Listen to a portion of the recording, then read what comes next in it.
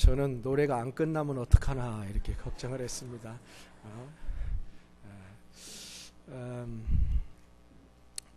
어제부터 유타 교회 앞에 부흥회를 했습니다. 언제 연합 부흥회를 했는지 참 감감해요. 이렇게 모처럼 하나님께서 귀한 종을 보내주셔서 그 안에도 울고 싶을 때 하나님께서 우리를 울게 하시고 연합해서 기도하게 하셔서 회복하게 하시는 것도 하나님이 하셔야 회복이 일어난 것 같습니다. 이번 집회 보통 집회가 아닌 걸 여러분 아셔야 됩니다. 그리고 집중해서 정말 우리 한 사람 한 사람 하나님 앞에 우리 유타를 위해 간구하며 교회들을 위해 간구하며 이 작은 집회 같아도 큰 집회입니다. 우리 유타 개혁에 큰 역사가 일어날 줄로 믿습니다. 박은주 목사님 어제 못 나오신 분들도 좀 있는 것 같은데요.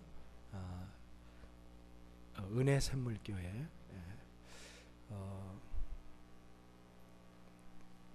도시 이름이 뭐라 그랬죠?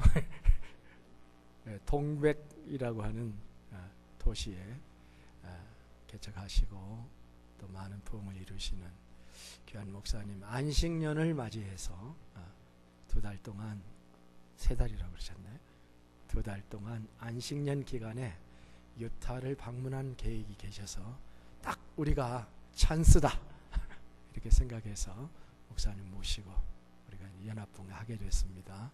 목사님 잠깐 일어나실 때 뜨거운 박수로 우리 한번 하나님께 영광 돌리고 환영의 박수로 드리겠습니다.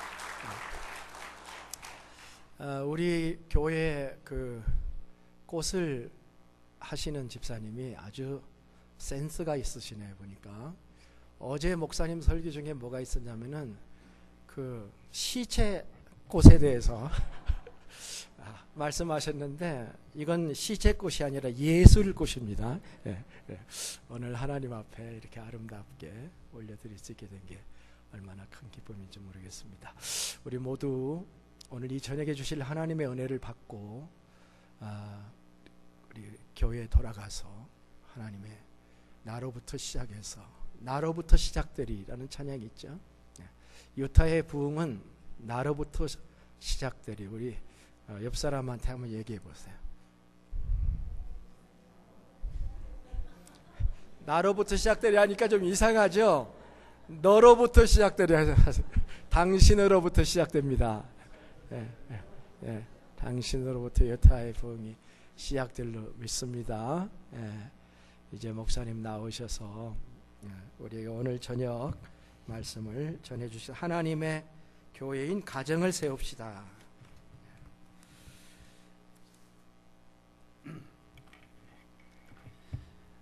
다시 한번 기도하겠습니다.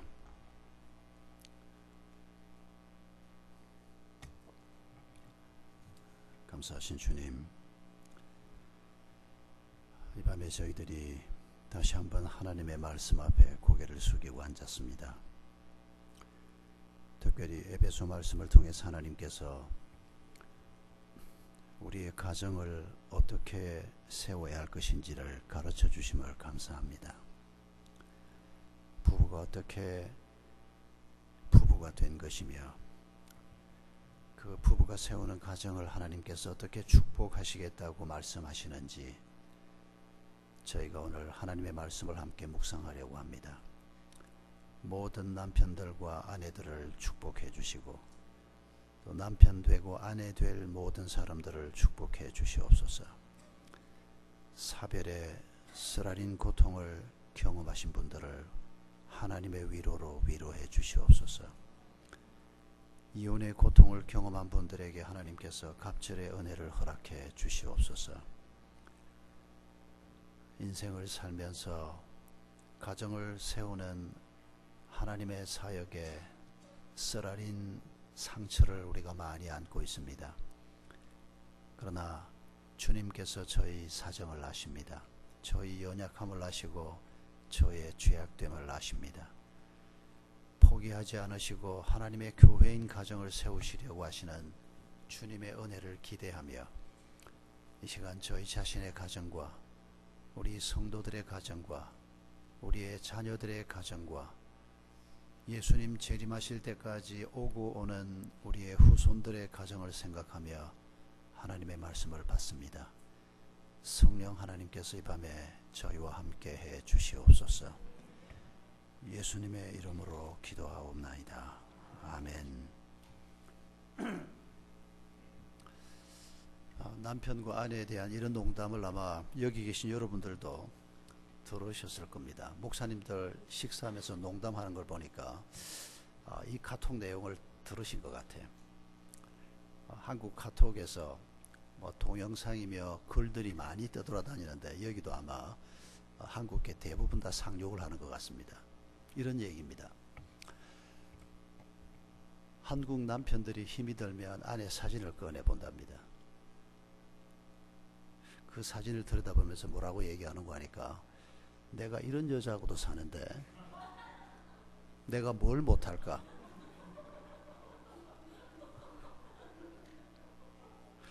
한국 아내들도 힘이 들면 남편 사진을 꺼내 본다는 겁니다.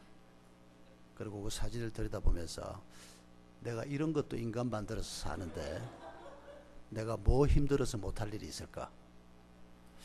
제가 한 2달 전에 이런 카톡 내용을 받고는 여기서 제가 말 잘해야 됩니다. 지금 제 아내가 이 자리에 없긴 하지만은 제 아내 귀에 들어갈 수는 있지만은 근데 굉장히 공감이 됐습니다.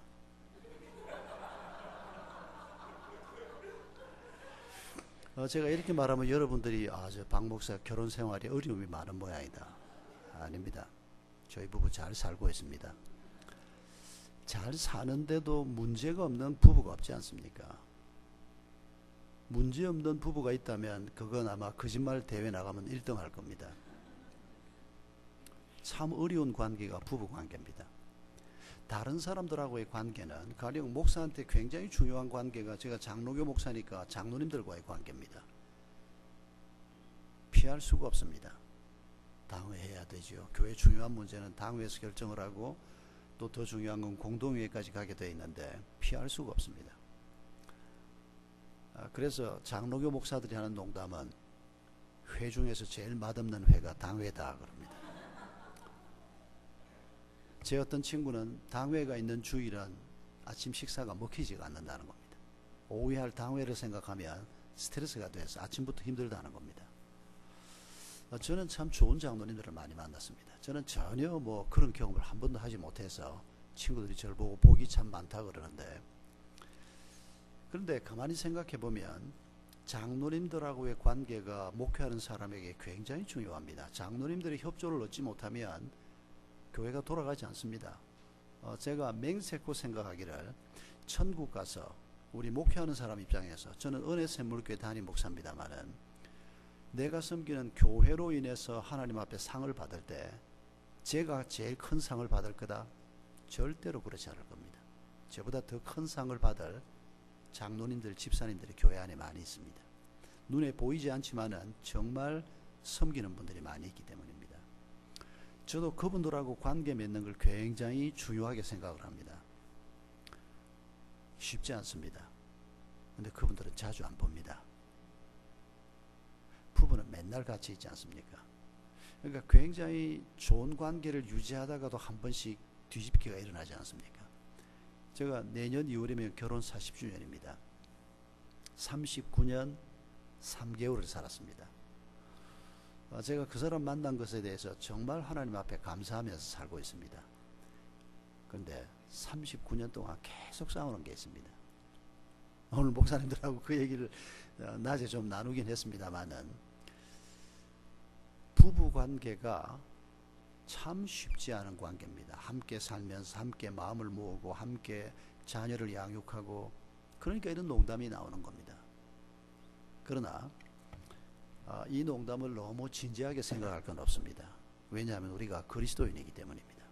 우리가 어젯밤에 예수님께서 이 땅에 세우려고 하는 에클레시아, 교회가 5가지가 있다는 말씀을 나누었습니다. 우리 한 사람 한 사람이 하나님의 교회고, 우리 부부가 세우는 가정이 하나님의 교회고, 교회 안에 있는 작은 공동체, 구역이든 순이든 다락방이든 목장이든 이 작은 공동체가 교회여야 하고, 그리고 지역교회 공동체가 있고, 그리고 하나의 교회, 예수님의 한 몸을 이루는 보편교회가 있다. 5가지 교회 얘기를 했습니다. 오늘 두 번째 교회 얘기인 가정 얘기를 성경에서 어떻게 가르치나를 우리가 생각해 보려고 하는데, 세상 사람들은 이런 부정적인 농담을 동서양을 막론하고 합니다. 여러분 러시아 농담 중에서 이런 농담 들어보셨습니까? 옛날 농담입니다. 속담입니다. 농담이 아니고. 전쟁에 나가느냐? 한 번 기도해라. 먼 바다로 항해를 가느냐? 2번 기도해라. 옛날 사람들에게는 바다 항해가 전쟁에 나가는 것보다 더 위험했습니다. 항해술이 발달되기 전이니까 예수님 당시만 해도 지중해 바다를 가로지를 수 있는 배가 없었습니다. 이 해변을 돌아갑니다, 다들. 왜냐하면 그때만 해도 못을 쓰지를 못했습니다. 그러니까 나무를 연결할 때 못을 못 쓰니까 아교를 가지고 홈을 파고 집어넣고, 그래가지고 아교를 가지고 묶어 놓습니다. 근데 이런 나무로 연결된 배를 예수님 당시에 썼는데, 이게 바다에서 한 3주, 4주 계속 있으면 이게 습기 때문에 배가 해체가 됩니다. 그래서 사도행전에 보면 유라굴로 광풍을 바울이 탄 배가 만났을 때, 본문을 여러분 이런 거 읽었던 거 혹시 기억나십니까? 풍랑 속에 한 며칠이 지난 다음에 선원들이 밧줄을 가지고 배 몸체를 감았다라고 하는 기록이 사도행전에 나옵니다. 우리는 그 유심히 보지 않는데, 왜냐하면 배가 풍랑 속에서 3주, 2주 이렇게 있으면 물을 머금고 배 선체 자체가 헤어지는 겁니다. 흩어지는 겁니다. 그걸 막기 위해서 선체 전체를 그 풍랑 속에서 묶는 얘기가 나옵니다. 그러니까 러시아 사람들 속담에 전쟁에 나가느냐? 한 번 기도해라. 먼 바다로 항해를 가느냐? 2번 기도해라. 그 다음 얘기가 뭡니까? 결혼하느냐? 3번 기도해라. 살아보니까 전쟁에서 살아 돌아오는 것보다, 먼 바다에 항해를 갔다가 살아 돌아오는 것보다 가정을 제대로 세우는 게 너무 힘들더라. 그게 세상 사람들이 가지고 있는 지혜요, 현실을 그대로 분석한 것입니다. 성경은 뭐라고 말할까요? 우리는 그리스도인 아닙니까? 세상의 현자들이 뭐라고 얘기하든지 간에 우리는 세상 사람의 음성을 듣고 길을 가는 사람들이 아니고, 우리의 주인 되신 하나님께서 가정을 뭐라고 얘기하고, 그 가정을 어떻게 세우라고 하고, 그 가정에 대해서 어떤 약속을 주시는가, 우리가 그걸 믿는 사람들입니다. 결론부터 말씀을 드리면, 제가 결혼 주례를 꽤 많이 하는 편인데, 한 몇 년 전에 한 청년이 저한테 이렇게 질문을 했습니다. 신랑도 아니고 그날 결혼식을 마치고 식사하는 자리였는데, 이 녀석이 오더니 뭐라 그러는 거 아니까, 목사님, 저도 이제 곧 목사님한테 주례를 받아야 되는데, 근데 자기는 결혼식 올 때마다 목사님한테 이 질문을 해보고 싶었다는 겁니다. 뭐냐 그러니까, 신랑 신부를 앞에 놓고 많은 하객들을 두고, 그리고 하나님 앞에서 죽는 날까지 병들거나 어떠하거나 어떠한 경우에도 사랑하겠느냐? 신랑 신부가 꼼짝 못하고 예한다는 겁니다. 근데 그렇게 할 수 있냐는 겁니다. 그렇게 할 수 없는 건 목사님도 아시고 다 알지 않느냐는 겁니다. 근데 왜 그걸 그렇게 묻냐는 겁니다. 어떤 신랑도 어떤 신부도 저한테 그 질문한 적이 없습니다. 하라는 대로 하고 다 결혼했지. 근데 이건 신랑도 아니고 아직 결혼 날도 안 잡은 녀석이 그 질문을 하는데, 저도 그제서야 이 의미가 뭘까, 이거 계속 해도 되는 걸까 하는 생각을 해보게 됐습니다. 여러분, 그거 저 지금도 계속합니다. 아니, 지키지도 못할 걸 하나님 앞과 정인들 앞에서 내가 죽는 날까지 이 여자를, 이 남자를 병들 때나 이럴 때나 저럴 때나 사랑하고 순종하고 함께 살겠습니다. 에라이 눈치 새끼들아. 여러분, 사람들이 그럽니다. 거짓말로 결혼식을 시작하다니. 이거 한국 톡쇼에도 나왔던 얘기입니다. 꼭 예수 믿는 사람만이 아니고 예수 안 믿어도 비슷한 서약을 하니까. 여러분, 그리스도인들이 그렇게 서약하고 고백하는 게 어떤 의미가 있습니까? 사람의 힘으로는 안 되는 일입니다.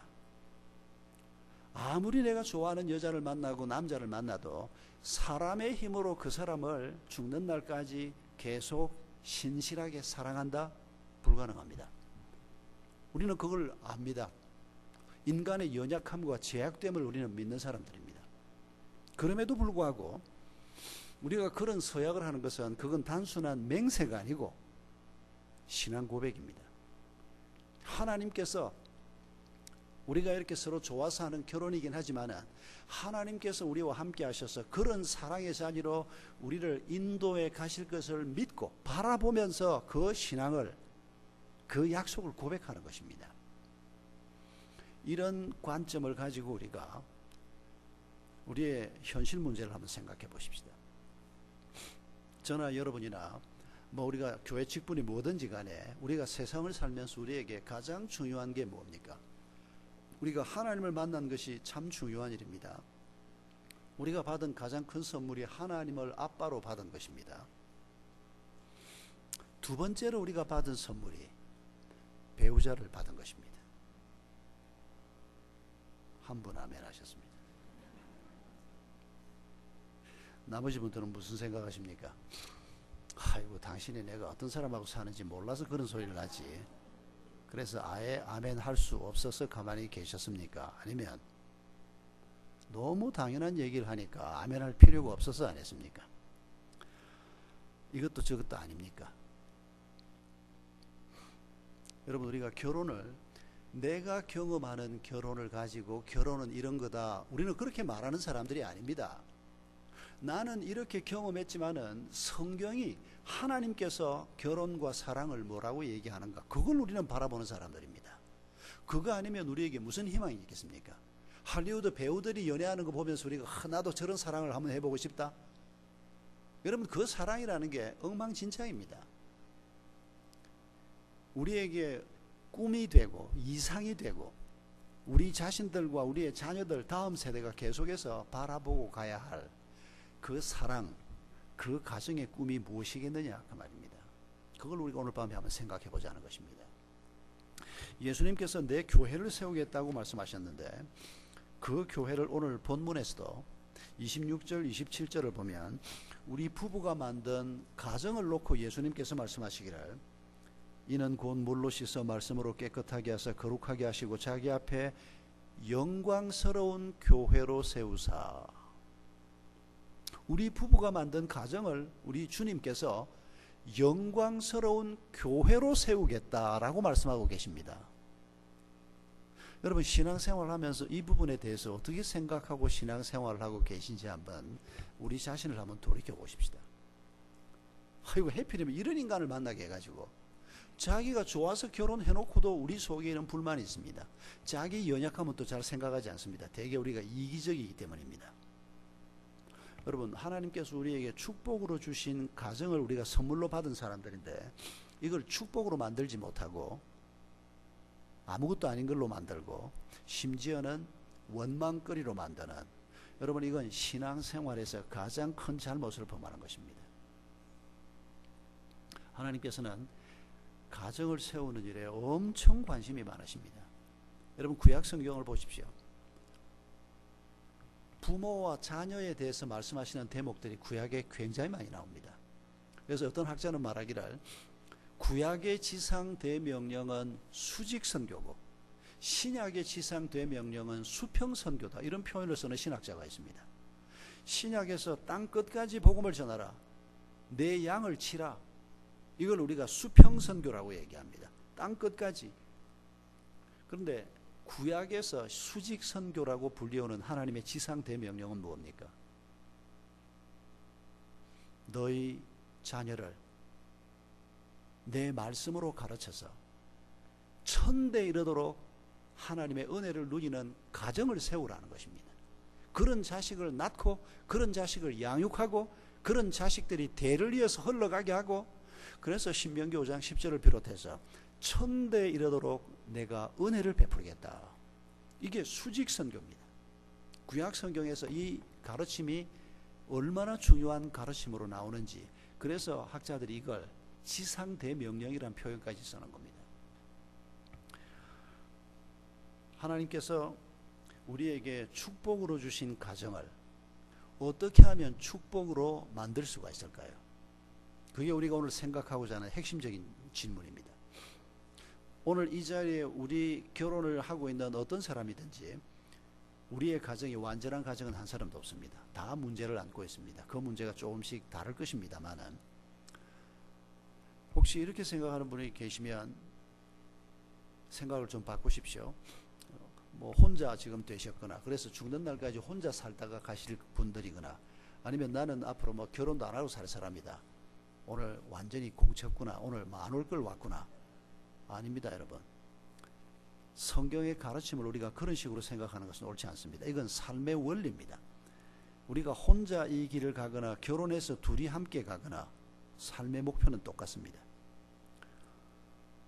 내가 혼자 남은 길을 간다고 해도 우리 교회 공동체 안에 많은 가정이 있습니다. 우리 자녀들이 또 결혼해야 됩니다. 하나님의 교회가 어떻게 세워지는가 하는 원리를 내가 싱글로 산다고 해서 그 원리를 몰라도 된다, 그렇게 생각하는 것은 너무 좁게 생각하는 겁니다. 어떻게 하면 하나님이 축복으로 주신 이 가정을 축복으로 만들 수 있을까? 오늘 본문 18절이 답입니다. 18절을 다 같이 다시 한번 읽겠습니다. 시작. 술 취하지 말라. 이는 방탕한 것이니 오직 성령으로 충만함을 받으라. 성령으로 충만함을 받으면 하나님이 약속하신 것들이 이루어진다는 것입니다. 하나님이 뭘 약속하셨습니까? 지금 우리가 읽은 이 본문에는 성령 충만함을 받으라 라고 말한 다음에 부부관계 얘기를 합니다. 그리고 6장 1절부터 4절까지에는 부모 자식 관계를 얘기합니다. 그리고 6장 5절부터 9절까지에는 종과 상전의 관계를 얘기합니다. 우리 삶에서 가장 중요한 세 가지 인간관계가 여기 기록되어 있습니다. 부부관계, 부모 자식 관계, 윗사람과 아랫사람의 관계. 이 세 관계를 성공적으로 살아내는 그리스도인이 되고 싶으냐? 그러면 성령 충만을 받으라는 겁니다. 성령에게 사로잡히라는 것입니다. 성령이 생각하게 하는 것을 생각하고, 성령이 말하게 하는 것을 말하고, 성령이 우리에게 주는 생각을 따라 움직이고, 이게 성령 충만입니다. 성령에 가득한, 하나님의 영으로 가득한 삶을 살면 우리에게 가장 중요한 이 관계들을 축복의 관계로 만들어갈 수 있다는 것입니다. 성령 충만이 뭔가를 생각하기 전에 성령 충만 바로 앞에 술 취하지 말라라고 하는 말이 나옵니다. 이거부터 우리가 먼저 생각해야 합니다. 술 취하지 말라, 성령에 취하라, 이렇게 지금 말씀하고 있습니다. 나는 술을 안 마시니까 나는 문제없어. 일단 술을 습관적으로 드시는 분들은 이 말씀을 굉장히 주의 깊게 봐야 합니다. 술이 이 중독 현상을 일으키는 겁니다. 술이 우리를 중독 현상이 생기도록 만드는, 그러니까 가령 매일 술 한 잔을 안 마시면 잠이 안 온다든지, 이 술을 안 마시면 몸이 이상 반응을 보인다, 이건 벌써 취한 사람입니다. 나는 중독은 아니야, 그렇더라도 이 정도 되면 이건 취했다고 말할 수 있습니다. 중독 직전이라도 말입니다. 그런 분은 술 끊으셔야 합니다. 아니 그러면 술을 포도주 한 잔도 마시는 거 안 되냐? 그건 제가 답 안 할 겁니다. 여러분의 담임 목사님들이 답하실 겁니다. 저희 교회 이것에 대한 분명한 답 가지고 있습니다. 그런데 제가 이 얘기하면 교회들마다 좀 안 맞을 겁니다. 담임 목사님들이, 교회 리더십이 그건 의논하고 결정해야 합니다. 술 취하지 말라. 술은 세상에 속한 것의 대표로 언급되고 있는 겁니다. 저만 해도 술 안 마십니다. 술 안 마시니까 술 취하지 말라면 됐고 성령이 한번 취해보자. 아닙니다. 술 말고도 우리가 취하는 게 굉장히 많습니다. 술 취하지 말라. 술 말고 제일 먼저 머릿속에 떠오르는 게 뭡니까? 돈에 취하지 말라. 이 돈이 취하기 딱 좋은 거거든요. 돈이 얼마나 중요합니까? 돈 없으면 우리가 못 살지 않습니까? 돈 안 좋아하는 사람이 또 어디 있습니까? 어떤 사람은 목사들이 돈 안 좋아하는 줄로 생각합니다. 목사들은 돈 좋아하면 안 되는 줄로 생각합니다. 무슨 말도 안 되는 소리를. 돈 없으면 어떻게 살라고. 돈 좋아하는 건 잘못된 거 아닙니다. 돈에 취하지 말아야 합니다. 하나님이 우리에게 돈 주셔야 합니다. 그래야 애들도 키우고 교회도 우리가 좀 지역 교회도 좀 세워나가고 선교도 할 수 있는 거 아닙니까? 그러나 취하면 안 됩니다. 그게 돈이건 뭐 우리가 마약에 취한다는 건 쉽게 분별할 수 있을 겁니다. 무언가에 취한다, 이걸 우리가 술보다는 차라리 돈이 좀 더 일반적이니까 돈을 놓고 한번 예를 한번 생각해 봅시다. 그러면 다른 문제도 우리가 좀 적용해 볼 수 있으니까. 자, 제가 이렇게 한번 질문해 보겠습니다. 여러분이 돈에 취했는지 안 취했는지 한번 점검해 보십시오. 돈만 있으면 애들 잘 키울 수 있어. 돈만 있으면 우리 부부가 더 행복하게 살 수 있어. 돈만 있으면 우리 노후는 문제 없어. 돈만 있으면 우리 목사님 목회 내가 잘 도와줄 수 있어. 돈만 있으면 선교할 수 있어. 아멘 하고 싶은 분은 돈에 취한 사람입니다. 다행히 아무도 아멘을 안 해서, 아니 무슨 소리야 도대체, 돈이 필요하잖아. 예, 필요합니다. 그런데 돈을 그 정도까지 과대평가한다면 그건 이미 취한 상태입니다. 여러분 정말 돈만 있으면 애들 잘 키울 수 있을까요? 부잣집 아이들은 다 잘 자랄까요? 강남 아이들은 뭐 제가 미국은 잘 모르니까 강남 아이들은 다 잘 자랄까요? 아닙니다. 강남 아이들의 청소년 범죄율과 서울의 빈민촌의 청소년 범죄율이 똑같습니다. 얼마 전에 어떤 교수님이 낸 통계를 제가 봤습니다. 우리가 생각하기에는 강남에 잘 사는 집 그런 동네에는 범죄율이 많이 낮고 빈민촌에 가면 높을 거다. 아니랍니다. 전문가들이 그렇지 않답니다. 어쨌거나 여러분 돈의 한계를 우리가 분명히 알아야 합니다. 돈이 중요한 건 우리가 다 동의합니다. 또 돈을 좋아한다는 말도 우리가 뭐 할 수 있습니다. 그런데 취하면 안 되는데 돈을 너무 과대평가하면 그게 취한 거라는 겁니다. 돈이 우리에게 책은 사줄 수 있지만은 돈이 우리에게 지혜를 사주진 않습니다. 돈이 우리에게 먹을 것을 사주지만은 입맛을 사주진 않습니다. 돈의 한계를 우리가 모르면 돈을 너무 과대평가하는 겁니다. 그래서 돈을 하나님만큼이나 중요하게 생각하는, 이거 우리 다 겪는 실수입니다. 저도 목사 되고 처음에는 하나님 우리 성도들을 좀 축복을 하셔서 막 11조를 1,000만 원 이상 하는 사람이 한 10명쯤 교회 안에 있고 막 그렇게 해서 좀 재정이 돌아가면 뭐 선교도 하고 뭐도 하고, 목사 돼서 그 기도 제가 많이 했습니다. 그 기도가 잘못된 거라는 걸 깨닫는데 한 10년은 걸린 것 같습니다. 그보다 더 중요한 것이 있다는 것을 깨닫는데 꽤 시간이 걸린 것 같습니다. 돈에 취하는 것이 반대 현상도 나타납니다. 뭐 돈만 있으면 뭐 할 수 있어, 이런 경우 말고 뭐 교회 일이건 집안 일이건 어떤 일이 벌어질 때 돈이 없는데 어떻게 해? 문제를 풀어갈 때 항상 돈부터 생각하는 사람. 그러니까 돈만 있으면 잘할 수 있으나 돈이 없어서 못해나 똑같다는 겁니다. 아니 돈이 없는데 뭐를 해? 돈이 없는데 그게 뭐 아무리 뭐 뜻이 있는 돈 일이라도 그건 뭐 할 수 있어? 항상 돈에 걸려 넘어지는 사람. 여러분 이 두 가지가 아주 흡사한 겁니다. 우리가 우리 평소의 생활 태도, 우리가 가지고 있는 사고방식을 한번 점검해 보면 아 내가 돈에 취한 사람이구나 하는 걸 점검해 볼 수 있습니다. 우리가 다 조금씩은 취해 있습니다. 얼마나 취했느냐 차이가 있을 뿐이고 우리가 다 조금씩은 취해 있는 사람들입니다. 최대한 취하지 말아야 합니다. 취하면 성령에게 취할 수가 없기 때문입니다. 이런 것들에 취하면 하나님이 우리 속에 가득하게 우리를 채울 수가 없기 때문입니다. 그래서 술 취하는 것, 돈에 취하는 것, 그거 말고도 우리가 뭐 취해 있나 한번 점검해 보십시오. 일도 너무 열심히 하는 분들, 이거 일 안 하는 게으른 분들은 안 들은 걸로 아십시오. 일도 뭐 죽기 살기로 일하는 사람들, 뭐 피곤해서 집에 오면 뭐 애들하고 말도 한마디 붙이고 싶지 뭐 않고 뭐 새벽기도 한번 나가볼 수가 없고 뭐 성경 한 페이지 볼 수가 없고 너무 지나치게 일을 해서, 여러분 이것도 조심하셔야 합니다. 내가 열심히 일해서 11조 하면 되고 내가 열심히 일해서 지나치면 안 된다는 겁니다. 열심히 일해야죠 그리스도인들이. 근데 지나친 것이 취한 것이라는 겁니다. 이렇게 취하면 우리가 하나님께 취할 수가 없기 때문입니다. 성령 충만을 받으라고 그러는데, 그러면 부부의 삶을 놓고 어떤 모습이 성령 충만한 모습인가, 그걸 조금 더 생각하려고 합니다. 우리는 보통 성령 충만을 받는다고 하면 은사 쪽으로 많이 생각합니다.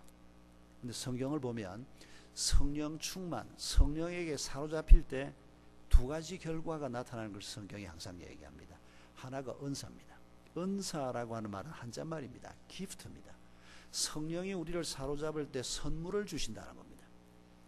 그래서 생기는 은사들, 그 은사가 굉장히 많지 않습니까?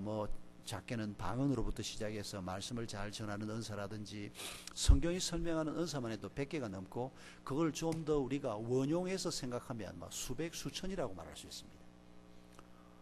교회에서 왜 음식 잘 만드는 분이지 않습니까? 만드는 게 너무 기쁜 사람이 있습니다. 얼마나 중요한 은사인지 모릅니다. 그런 분이 있으면 얼마나 다 행복한지 모릅니다. 여러분, 바베트의 만찬이라고 하는 유명한 소설, 그리고 영화로 나온 얼마나 중요한 지적을 하고 있는지 모릅니다. 믿음으로 살려고 애를 쓰던 마을에 한 여자가 나타납니다. 파리에서 난리를 피해서 그 시골 구석에 나타납니다.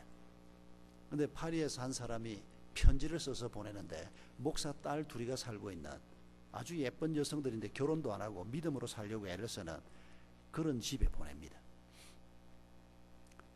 편지를 보니까 옛날에 그 동네 와서 잠깐 살았던 한 프랑스 사람, 그 목사님 둘째 딸을 사랑해서 구원을 했다가 거절당한 남자가, 당신들은 착하고 좋은 사람들이고 믿음을 가진 사람들이니까 이 불쌍한 여자를 좀 받아주시오 하는 편지를 가지고 이 여자가 나타납니다.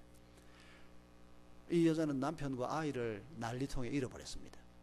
그리고는 이 사람이 프랑스에서 좌쪽 사회주의 쪽으로 뭘 하다가 쫓겨난 사람이었습니다. 근데 파리의 유명한 음식점의 주방장이었습니다. 근데 이 사람이 그 시골 마을로 와서 가난한 목사집 딸하고 살면서, 그 마을에 이 목사 딸들은 그냥 목회자도 아니고 그냥 목사님의 딸일 뿐이고, 그 아버지가 그 지역의 정신적인 지주 역할을 했던 분인데, 아버지가 돌아가시고 난 다음에도 교회에서 성도들을 섬기면서 아주 신앙생활을, 청교도적인 신앙생활을 하는, 세상 재미 같은 건 잘 모르는 사람들입니다. 근데 여기에 파리에서 한 여자가 나타납니다. 17년을 같이 삽니다. 오도 갈 데 없는 여자니까. 그리고 이 여자가 재료도 없는 그 시골에서 그 뛰어난 솜씨를 가진 사람이 어쨌거나 수프를 끓여서 가난한 사람들을 나누어 주고 하면서 이 사람이 그 사회에 중요한 사람이 됩니다. 먹을 걸 맛있게 공급하는 사람이기 때문입니다. 그런데 이 여자가 파리에서 소식을 받는데 어마어마한 복권 당첨을, 서양에는 그런 제도들이 들어있는 모양입니다. 옛날에 이 사람이 복권을 하나 사서 친구한테 맡겨놨는데, 그걸 해마다 갱신을 하고 갱신을 해서 그 효력이 계속 이어가는 이런 복권이 있었던 모양입니다. 이 여자가 떠난 지 17년인데 연수는 제가 지금 기억으로 잘못 말할 수도 있습니다. 나중에 여러분 인터넷에 찾아보고 박 목사가 엉터리로 말했다 그러지는 마십시오. 복권에 당첨이 됐다. 아마 10,000프랑일 겁니다. 큰 돈이 옵니다. 그런데 이 여자가 이 돈을 가지고 뭘 하려고 하는 거 하니까, 이 목사 딸들은 이 좋은 사람, 이렇게 가사 도우미로 그 집 가정부 역할을 하거든요. 이 사람이 이제 이 큰 돈이 생겼으니까 이제 파리로 돌아가겠구나. 이 사람 가지 않습니다. 그러면서 이 돈을 가지고 돌아가신 목사님의 100회 생일 잔치를 마을 사람들을 위해 자기가 베풀게 해달라고 합니다. 좀 말이 안 되는 소리인데, 이분이, 그러니까 세속에 살던 사람과 믿음으로 살려고 하던 사람들이 만나는 겁니다. 각각 길을 걸어가면서 10년 세월을 같이 지내면서 서로 영향을 주고받는데, 아주 청빈하게 살던 이 사람이 이 믿음도 없고 화려하게 살다가 온 사람인데 이 사람을 불쌍히 여기고 이런 분위기가 계속 이어지고, 또 이분은 이분대로 이거 믿음은 있고 사람들은 참 좋은데 시골 구석에서 이거 잘 알지도 못하고 먹을 것도 별로 없는데 이걸 가지고 감사하고, 이런 두 종류의 사람이 거기 모여 살면서 서로 아주 교묘한 영향력을 주고받는, 서로에게. 근데 바베트의 만찬이라고 작가가 그걸 쓴 건 그 여자 이름이 바베트입니다. 이 여자가 그 큰 돈을 가지고 그 마을의 어르신들만 한 12명인가를 부릅니다. 그 12이라는 숫자도 예수님의 제자 숫자하고 맞추어서 식탁을 차지하는데 기가 막힌 게 나옵니다. 시골 사람들이 덧도 왜냐하면 자기가 주방장으로 있던 파리 시내 최고 식당에서 12사람 거기서 밥 먹으면 한 10,000프랑 들어갈 정도로 어마어마하게 비싼 겁니다. 이분이 그 기가 막힌 요리를 만들어서 내는 겁니다. 화면에 나오는 요리를 보면 정말 입이 쫙 벌어지는, 뭐 전체 요리부터 시작해서 메인 디쉬에 몸에 쫙 나오는데, 소설에서는 묘사를 해도 그게 우리는 그림에 안 그려지는데 영화를 찍었는데 보면 기가 막힌 요리더라고요. 그 시골 구석에 집도 허름한 집에 앉아가지고 사람들이 그 음식을 먹으면서 마음이 열립니다. 서로 싸웠던 사람들이 화해를 합니다. 옛날에 너 때문에 내가 이런 마음에 상처가 있었는데, 그러면서 그 기가 막힌 음식을 먹으면서 이런 대접을 받을 자격이 있나 내가. 그런데 이 여성이, 바베트라는 여성이 이 시골의 시골 분들이지만은 믿음으로 살려고 해서는 이분들을 위해서 그런 만찬을 베풀어, 이게 하나님의 마음이었습니다. 그런데 그 하나님의 마음이 이방인 비슷한 사람으로부터 나타나는 겁니다. 이건 제 해석입니다. 그 만찬을 먹으면서 사람들이 마음이 열리고 하나님께서 치유해주는 은혜를 경험합니다. 설교보다 더 효과가 있는 만찬이었습니다. 그 만찬을 먹으면서 온갖 얘기를 다 합니다. 거기에 옛날에 첫 딸에게 구원했던 군인이 하나 마침 그 마을을 지나가다가 장성이 되어 있었습니다. 그 옛날 자기가 구원했다가 거절당한 그 딸이 어째 살고 있나, 와보니까 아직 시집도 안 가고 나이를 먹고 예쁘게 늙은 여자로. 그런데 마침 만찬에 초대를 받아서 장군이 앉아 있습니다. 이 바베트 입장에서 보면 처단할 자입니다. 파리하고 지금 땅은 노르웨이 땅으로 옮겨와 있지만은, 그리고 나중에 영화인에게 덴마크로 자리를 옮겨가는데, 바베트 입장에서 보면 가진 자입니다. 처단할 대상입니다. 이 사람이 올 줄 몰랐습니다. 그런데 만찬에서 함께 전혀 다른 사람들이 이렇게 밥을 먹으면서 서로를 용납하고 서로를 이해하고 기가 막힌 음식으로 기가 막힌 분위기 속에서 만찬을 하고 나오는데 밖에 눈이 쫙 와 있습니다. 온 세상이 하얗게 변해 있습니다. 그 소설을 쓴 분이 자기 필명을, 여자 작가인데 이사학이라고 필명을 썼습니다. 신앙을 가진 분입니다. 여러분, 하나님께서 우리를 치유하고 우리를 성숙시키는 여러 가지 방법들이 있습니다. 우리는 주로 교회를 먼저 생각하고 종교적인 행위를 먼저 생각하지만, 그것 말고도 하나님께서 우리를 양육하시고 우리를 치유하시는 많은 방법들이 있습니다. 바베트의 만찬은 그런 점에서 아주 중요한 소설이라고 생각이 되는데, 우리가 살아가면서 하나님께서 주신 은사를 버릴 게 없다는 겁니다. 그게 요리를 만드는 은사든지, 아니면 어떤 사람은 아주 적절하게 격려의 말을 참 잘하는 사람이 있습니다. 어떤 사람은 입만 열면 남 상처 주는 말 잘하는 사람이 있는데, 그러면서도 자기가 믿음이 어리다는 걸 인정을 안 합니다.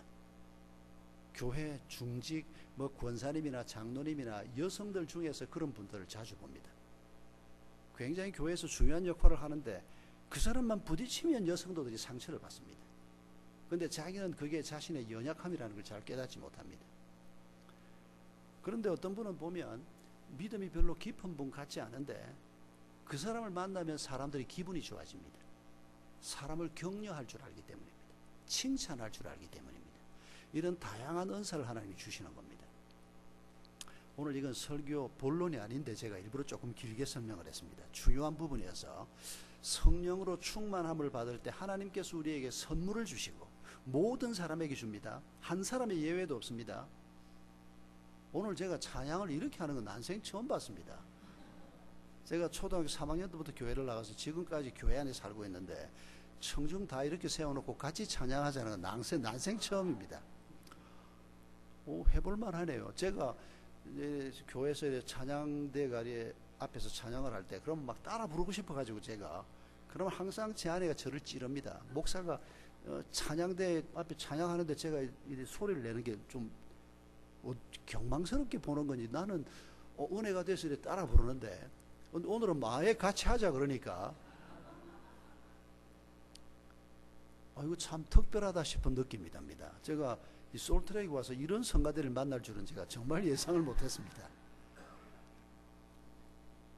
여러분, 우리가 가지고 있는 은사가 무엇이든지 간에 하나님이 우리에게 주신 것이 있으면 작은 것이라도 가지고 섬기는 마음, 예수의 마음을 가지고 섬기면 세련되지 않아도 괜찮습니다.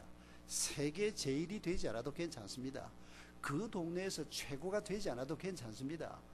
조금만 잘 섬기면 됩니다. 성령이 우리에게 임할 때 은사를 주시는 게 바로 섬기라고 주시는 것입니다. 그런데 성령이 우리를 사로잡을 때 또 한 가지, 두 번째 주시는 게 뭔가 하니까 은사가 아니고 열매를 주십니다. 이건 인격적인 성숙입니다. 오늘 본문을 가만히 보면 성령의 충만을 받으라고 세 가지 인간관계를 얘기하는 걸 보면 이게 은사가 아니고 인격적인 성숙인 걸 알 수 있습니다. 이런 남자가 되라는 겁니다. 이런 여성이 되라는 겁니다. 결혼하고 난 다음에는 이런 남편이 되고 이런 아내가 되라는 겁니다. 그런데 그 설명을 가만히 보면 이게 무슨 재주를 잘 넘고 은사가 있는 사람이 되라는 게 아니고 그 사람의 인격을 얘기하고 그 사람의 성품을 얘기하고 있는 걸 볼 수가 있습니다.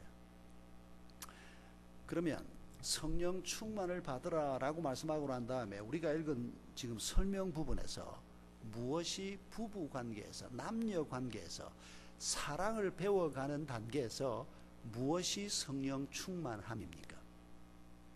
은사 쪽으로 생각하지 말고 성경이 설명하는 인격적인 성숙의 관점에서 세 가지 생각하겠습니다. 첫째는 누군가를 좋아하게 된다. 이 사랑의 마음이 사춘기 때부터 주로 시작되지 않습니까?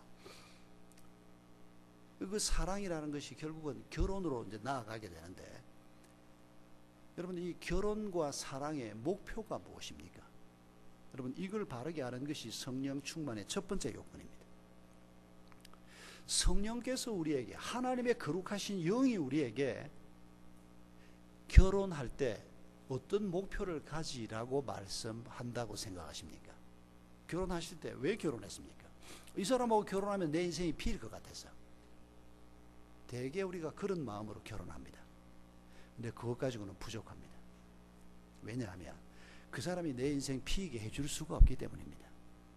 아무리 괜찮은 남자를 만나고 괜찮은 여자를 만나도 그 사람이 내 인생을 행복하게 만들어줄 수 있는 가장 중요한 핵심 요소는 아니기 때문입니다. 이 사실을 잊으면 안 됩니다. 왜 하나님께서 자기 백성을 그 좋은 땅 이집트에서 기어이 빼내셨다고요? 하나님이 계시지 않기 때문에.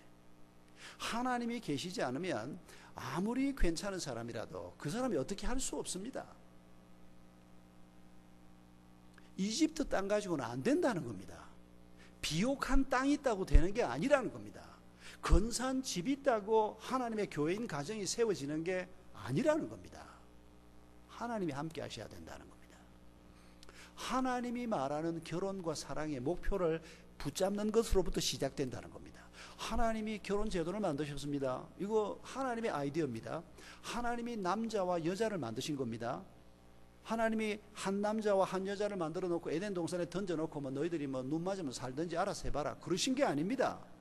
처음부터 남편과 아내를 만들었습니다. 그리고 두 사람을 결혼시키셨습니다. 이거 하나님의 아이디어입니다. 그러면 하나님께서 이 결혼과 사랑의 목표를 무엇이라고 얘기하느냐는 겁니다. 이걸 바르게 알지 못하면, 여러분, 전자제품 하나 사면 반드시 따라오는 게 뭡니까? 설명서입니다. 그래서 문제가 생기면 설명서 보면 문제를 해결할 수 있고, 그것도 안 되면 이제 수리점에 갖다 맡기는데, 이 세상에 존재하는 모든 존재 중에서 가장 복잡하고 가장 완벽하게 만들어진 게 인간입니다. 하나님 비슷하게 만들었기 때문입니다. 이 인간에 대한 설명서는 어디에 있습니까? 성경 말씀입니다. 우리를 만드신 분이 하나님이고 그 인간에게 어떻게 살아야 하는가라고 하는 지침으로 주신 게 성경 말씀 아닙니까? 성경 말씀이 결혼이라는 것이 하나님의 아이디어였다는 것을 창세기에서 말씀하고 있기 때문에 우리가 이렇게 얘기하는 겁니다. 여러분 오늘 본문을 보십시오. 26절 27절을 다시 한번 같이 읽어봅시다. 시작. 이는 곧 물로 씻어 말씀으로 깨끗하게 하사 거룩하게 하시고 자기 앞에 영광스러운 교회로 세우사 티나 주름 잡힌 것이나 이런 것들이 없이 거룩하고 흠이 없게 하려 하심이라. 뭘 위해서 부부로 세웠다고요? 거룩하고 흠이 없게 하시려고. 거룩하고 흠이 없게 된다는 말이 무슨 말일까요? 하나님을 닮는 것입니다. 우리의 아버지를 닮는 것입니다. 거룩하다는 말이 무슨 말입니까? 이게 구별된다라고 하는 단어입니다. 무엇과 구별되는 겁니까? 세상과 구별되는 겁니다. 세상 사람들이 걸어가는 길로 우리가 걸어가는 게 아니고 다른 길로 간다. 구별된 길로 간다. 그 길이 뭐냐? 거룩하신 하나님께서 우리를 걸어가라고 하는 길로 가는, 그게 거룩입니다. 세상 사람들은 이 여자하고 살면 이 여자가 나한테 잘해주고 이 남자가 나한테 잘해주고 그래서 행복하게 살 수 있겠다. 우리는 그렇게 생각하지 말라는 겁니다. 26절 27절에서 결혼과 사랑의 목표가 뭐라고요? 거룩하고 흠이 없게 하시려고 우리를 부부로 짝지으셨다는 겁니다. 에베소 1장 4절에서 뭐라고 또 얘기하는 거 아니까? 1장 5절에서 우리를 자녀 삼으셨다고 말하면서 1장 4절에서 왜 자녀 삼으셨다고요? 거룩하고 흠이 없게 하시려고. 우리가 혼자 하나님의 자녀가 돼서 믿음의 길을 걸어가나 어떤 사람을 만나서 부부로 길을 걸어가나 목표가 똑같은 겁니다. 나 혼자 길을 걸어가도 이 땅에서 우리가 이루고자 하는 최고의 목표는 돈을 많이 모으는 게 아닙니다. 높은 지위에 올라가는 게 아닙니다. 유명한 사람이 되는 게 아닙니다. 그거 별거 아닌, 이렇게 말하려고 하니까 조금 그렇긴 합니다만은 뭐 지가 좀 유명해져 보고 뭐 그냥 뭐 돈도 막 벌어서 마음대로 써보고 돈 써보니까 별거 아니더라 이래야 말빨이 좀 설 것 같은데, 여러분 그거 언제 다 해보고 우리가 아니더라 그럴 겁니까? 한두 가지가 아닌데 하나님 말씀을 따라서 우리가 말하는 겁니다. 하나님이 그거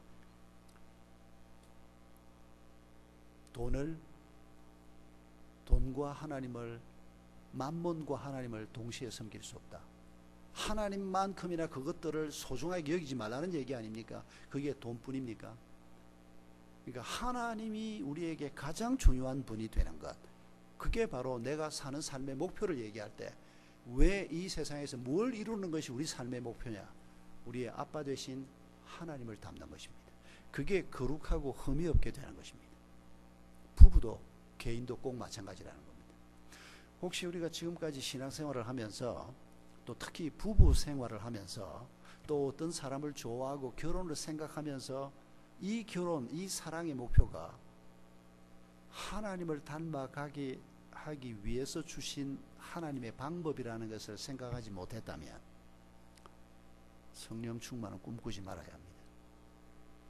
목표부터 엉뚱하게 가지고 있으면 성령이 어떻게 역사를 하시겠습니까? 이전에 이 생각을 마음 깊이 우리가 간직하지 못했다면 오늘부터라도 이 말씀을 내게 주신 말씀으로 받읍시다. 행복이 우리 결혼과 사랑의 목표가 아니고 거룩이 결혼과 사랑의 목표입니다. 행복은 거룩을 붙들고 길을 가면 그 결과로 우리에게 주어지는 겁니다. 그런데 거룩은 무시하고 행복을 위해서 살면 행복도 얻지 못하고 거룩도 얻지 못하게 되어 있습니다. 이 진리를 우리가 또 우리의 자녀들이 붙들게 해야 됩니다. 좋은 학교 가는 게 중요한 게 아니고 이런 진리의 말씀을 붙들고 부모가 사는, 그래도 부족한 거 많아도 그래도 우리 엄마 아빠가 믿음으로 살려고 애를 쓰니까 이런 가정을 세워가고 있다. 그걸 우리가 아이들 앞에 보여줄 수 있어야 합니다. 아이들에게 보여주기 위해서 그렇게 사는 건 아니지만은 우리 엄마가 가방끈은 좀 짧고 우리 아빠가 좀 성질은 더럽고 아이들이 자라면서 부모의 약점을 잘 압니다. 그거 감출 수 없습니다. 그거 우리가 씨름은 하지만은, 그런데 우리 아이들이 자라가면서 우리 엄마가 우리 아빠가 이런 부족한 점이 있음에도 불구하고 두 분이 하나님 앞에서 바르게 살려고, 그래서 가정을 제대로 세워보려고 애를 쓰는 분이구나. 그게 이 세상에서 어떤 것보다 중요한 일이구나.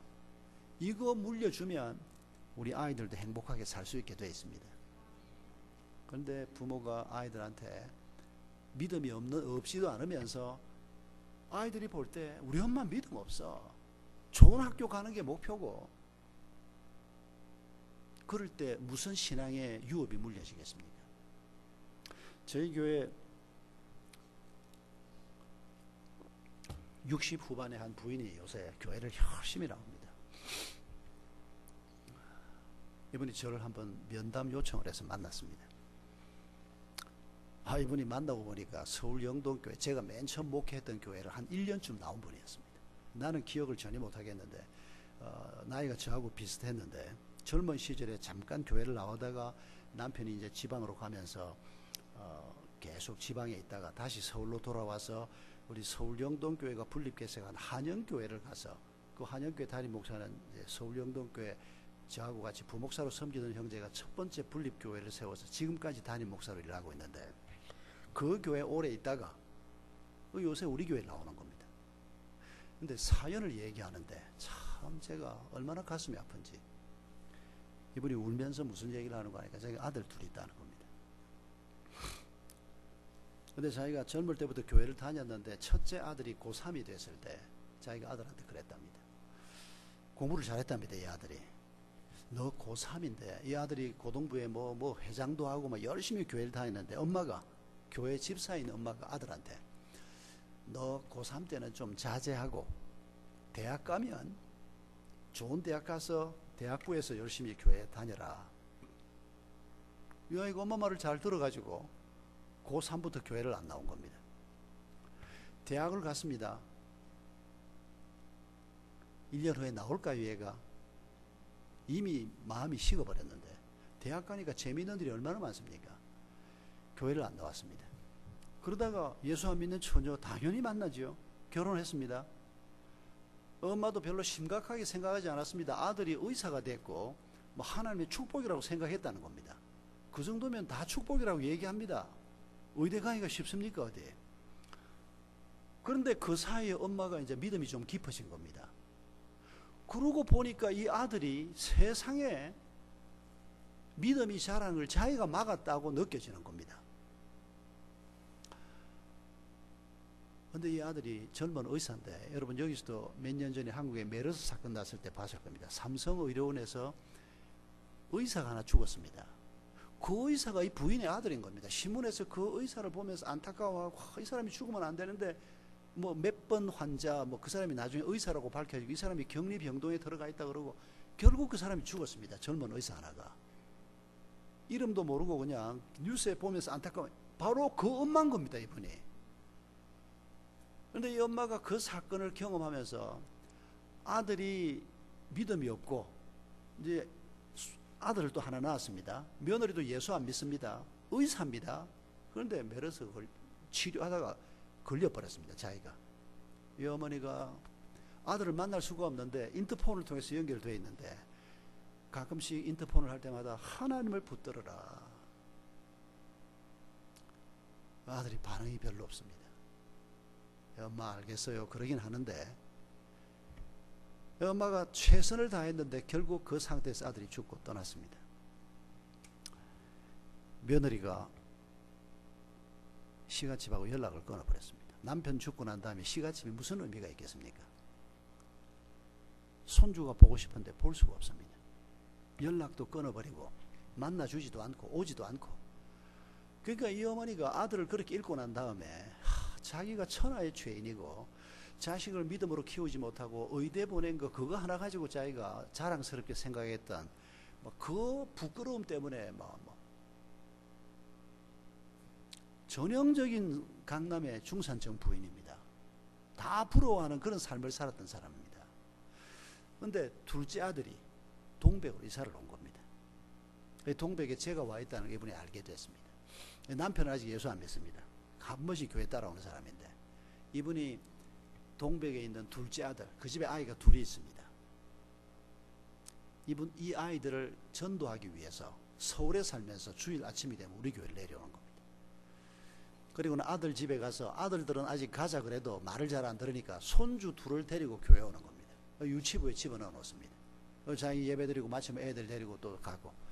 요즘 기도 제목이 이 아이들을 부모가 교회를 나오고 이 아이들을 우리 샘물 학교에 입학시키는 거, 이게 이 할머니의 기도입니다.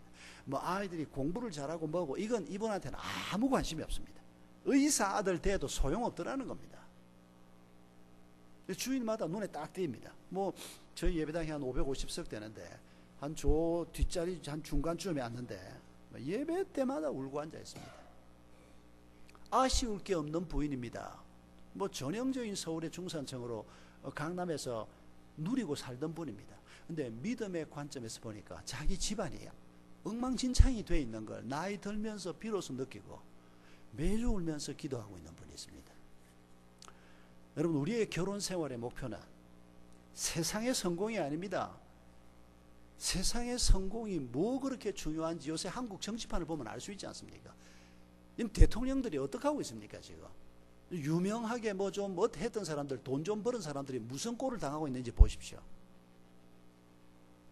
우리의 인생의 목표는, 우리의 결혼 생활의 목표는 하나님을 닮는 것입니다.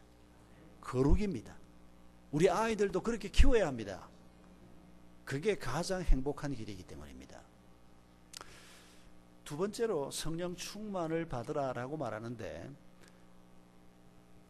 첫째는 결혼과 사랑의 목표를 바르게 잡는 것이고, 두 번째는 이 목표를 어떻게 이룰지 하나님의 방법을 우리의 방법으로 붙잡는 것입니다. 오늘 본문을 보면 거룩을 이루어가는 목표 두 가지를 얘기합니다. 순종하라, 사랑하라 라고 하는 두 단어입니다. 창세기 2장 18절에 보면 두 사람을 결혼시켜 놓고 하나님께서 어떤 방법론을 제시합니까? 서로 어떤 배필이 되라고요? 돕는 배필이 되라고 말씀하십니다.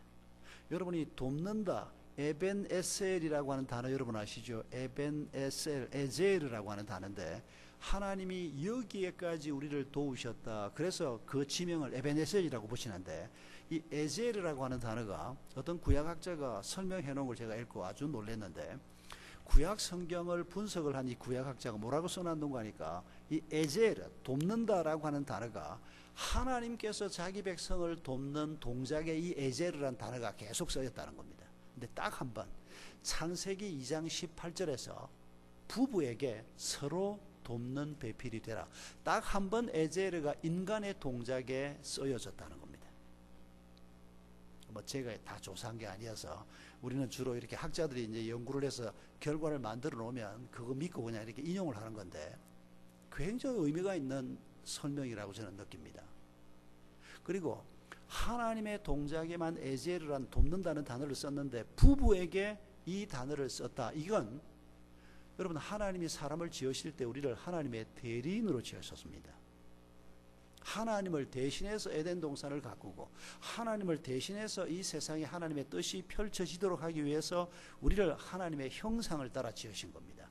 그 형상이라는 단어가 아이콘이라는 단어입니다. 그리스로 번역을 할 때 아이콘으로 번역을 했습니다. 여러분, 아이콘이 뭔지 아시지 않습니까? 컴퓨터에서 은혜 샘물교회라고 하는 아이콘을 클릭을 하면 그 뒤에 숨어있는 본체가 뜨고 교인들의 모든 기도 제목이 거기에 다 들어있습니다. 눈에 보이는 건 요 아이콘인데 클릭을 하면 뒤에 숨어있는 본체가 뜨는 게 아이콘입니다. 그런데 하나님이 우리를 지으신 다음에 우리를 창세기 1장 26절 27절에서 우리를 하나님의 형상으로 지으시고 그 형상이 아이콘이라는 겁니다. 하나님의 아이콘. 우리를 클릭을 하면 뭐가 떠야 됩니까? 하나님이 뜨는 존재로 우리를 지으셨다는 겁니다. 그런데 아담 하와의 범죄 이후로 사람을 클릭을 하면 원래 하나님이 의도하신 하나님의 모습, 하나님의 친절하심, 하나님의 거룩하심, 하나님의 지혜로우심, 하나님의 너그러우심, 이런 것들이 드러나고 사람들이 그걸 보고, 아, 하나님이 아담을 보니까 하나님이 그를 지으신 그분이 저런 분이구나. 그게 하나님의 형상으로 지음받은 인간입니다. 그런데 범죄하고 난 다음에, 하나님을 떠나버린 다음에 우리 속에 욕심이 나타나고 하나님이 나타나는 게 아니고 우리의 죄가 나타나고 상처가 나타나면서 우리를 통해서 하나님이 보이지 않게 된, 예수 그리스도가 이 땅에 오신 이유가 무엇입니까? 우리의 이 상처와 죄를 씻기 위해서 오신 것입니다. 그분이 오셔서 우리의 죄값을 담당하시고 그분의 은혜로 우리가 새로운 창조물로 빚어지게 되고, 여전히 우리가 죄를 짓는 사람이지만은 그래도 옛날하고는 많이 달라졌습니다. 우리는 죄 때문에 망하지 않는 사람들입니다. 왜요? 그 죄를 예수님의 십자가에 갖다 놓으면 사함받는 것을 알기 때문입니다. 옛날에는 죄를 짓고 그 죄로 말미암아 죽을 수밖에 없는 자들이었습니다. 근데 예수를 만난 다음에는 그 죄가 이제 우리를 이기지 못한다는 걸 우리가 믿습니다. 그뿐 아니라 나와 내 가정이 흠도 티도 없는 하나님을 닮아가는 가정이 될 것을 믿습니다. 그런데 이렇게 믿는 것만 가지고는 안 된다는 겁니다. 뭐가 필요합니까? 우리를 인도하는 하나님의 방법을 우리가 내 방법으로 취하는 게 필요합니다. 그래서 두 부부가 어떻게 하면 우리의 가정을, 또 우리의 자손들이 앞으로 어떻게 하면 하나님의 교회가 될 수 있을까? 돈 있으면 돼, 그렇게 생각하지 말라는 겁니다. 돕는 배필되면 된다는 겁니다. 이게 하나님이 하고자 하는 것입니다. 하나님이 나를 통해서 내 아내를 돕는 사람이 되라는 것입니다. 하나님이 하고 싶은데 네가 내 딸의 남편이 되고 네가 내 아들의 아내가 돼서 돕는 자가 되다오. 그게 돕는 배필이라는 뜻이라는 겁니다. 근데 창세기 2장 18절에서는 돕는 배필이라고 말씀하셨는데, 오늘 우리가 읽은 본문에서는 창세기 2장 18절의 해설처럼 느껴집니다. 돕는 배필, 어떻게 도울까? 순종함으로, 사랑함으로. 이 두 단어가, 이 단어에 대한 오해가 많습니다. 우선에 우리 한국, 일본, 중국의 남자 그리스도인들이 뭘 자꾸 오해를 하는 거 아니까, 아내가 순종해야지 남편이 뭐 아내한테 순종하냐. 이게 서양 남자들은 이렇게 생각하지 않습니다. 이게 유교 영향입니다. 유교가 일반 은총 속에서 공자 맹자를 통해서 하나님께서 좋은 가르침을 주신 거 우리는 부인하지 않습니다. 그런데 그건 일반 은총일 뿐입니다. 유교의 가르침 중에서 여자하고 관련된 가르침 중에서 많은 부분은 우리가 받아들일 수 없습니다. 이를테면 여자의 삼종이라는 게 있습니다. 어려서는 아버지한테 순종하고, 시집 가서는 남편에게 순종하고, 대개 남자들이, 지금도 요새도 남자들이 빨리 죽는데 옛날에는 더 빨리 죽었습니다. 남편이 죽고 난 다음에는 어떻게 하라고요? 아들에게 순종하고. 이게 유교의 가르침입니다. 우리는 어떻게, 성경은 어떻게 가르칩니까? 어려서는 아버지에게, 아니요, 부모에게 순종하고, 결혼해서는 서로 순종하고, 오늘 본문 21절 22절이 가르치는 겁니다. 서로 순종하고, 그리고 남편이 죽고 난 다음에 혼자 됐을 때는 자녀들이 엄마한테 순종하고, 이게 성경의 가르침입니다.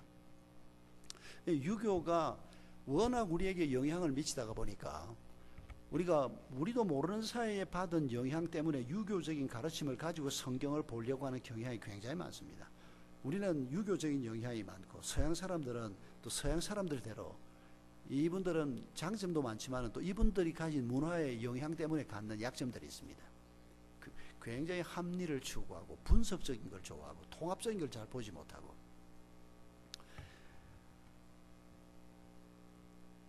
여자가 뭐 암탉 키우면 나라가 망하고 어쩌고, 뭐 여자에 대해서 아주 미국 계시니까 이런 생각을 가진 남자들이 별로 없을 거라고 생각합니다만은, 박근혜 대통령이 저렇게 탄핵을 받고 나니까 우리 교회 어떤 집사가 날 보고, 아, 목사님 앞으로 한 100년은 이제 여자 대통령 나오기 힘들게 됐다고.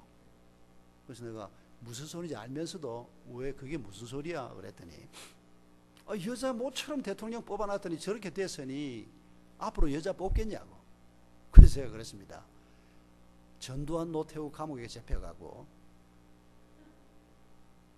남자 대통령이 엉망됐을 때 남자가 뽑히겠냐, 너 그런 소리 안 하더니, 제 제자거든요 그 집사가.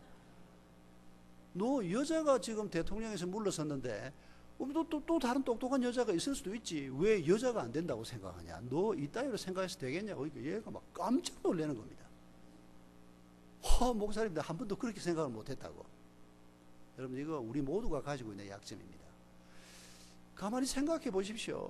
나라건 집안이건 암탉이 우어서 망한 경우가 몇 번이나 된다고. 주로 수탉들 때문에 망하지. 우리도 모르는 사이에 이런 우리 주변에 사는 말들을 성경 말씀하고 맞지 않는데도 받아들이기 위해서, 이거 우리 모두가 다 가지고 있는 문제입니다. 이걸 우리가 구별해내야 합니다. 그래서 끊임없이 성경이 뭐라고 가르치는가, 성령님께서 교회를 세우는 분이 그분이니까 이분이 뭐라고 가르치는가, 이걸 우리가 배워야 한다는 겁니다. 순종하라. 그런데 22절부터 읽으면 안 된다는 겁니다. 21절 22절 그리스도를 경외함으로 피차 복종하라. 아내들이여 복종하라. 여기 피차가 누굽니까? 남편과 아내입니다. 서로 복종해야 하고, 그리고 사랑하라. 이것도 문제입니다. 여기는 보면 피차가 없습니다.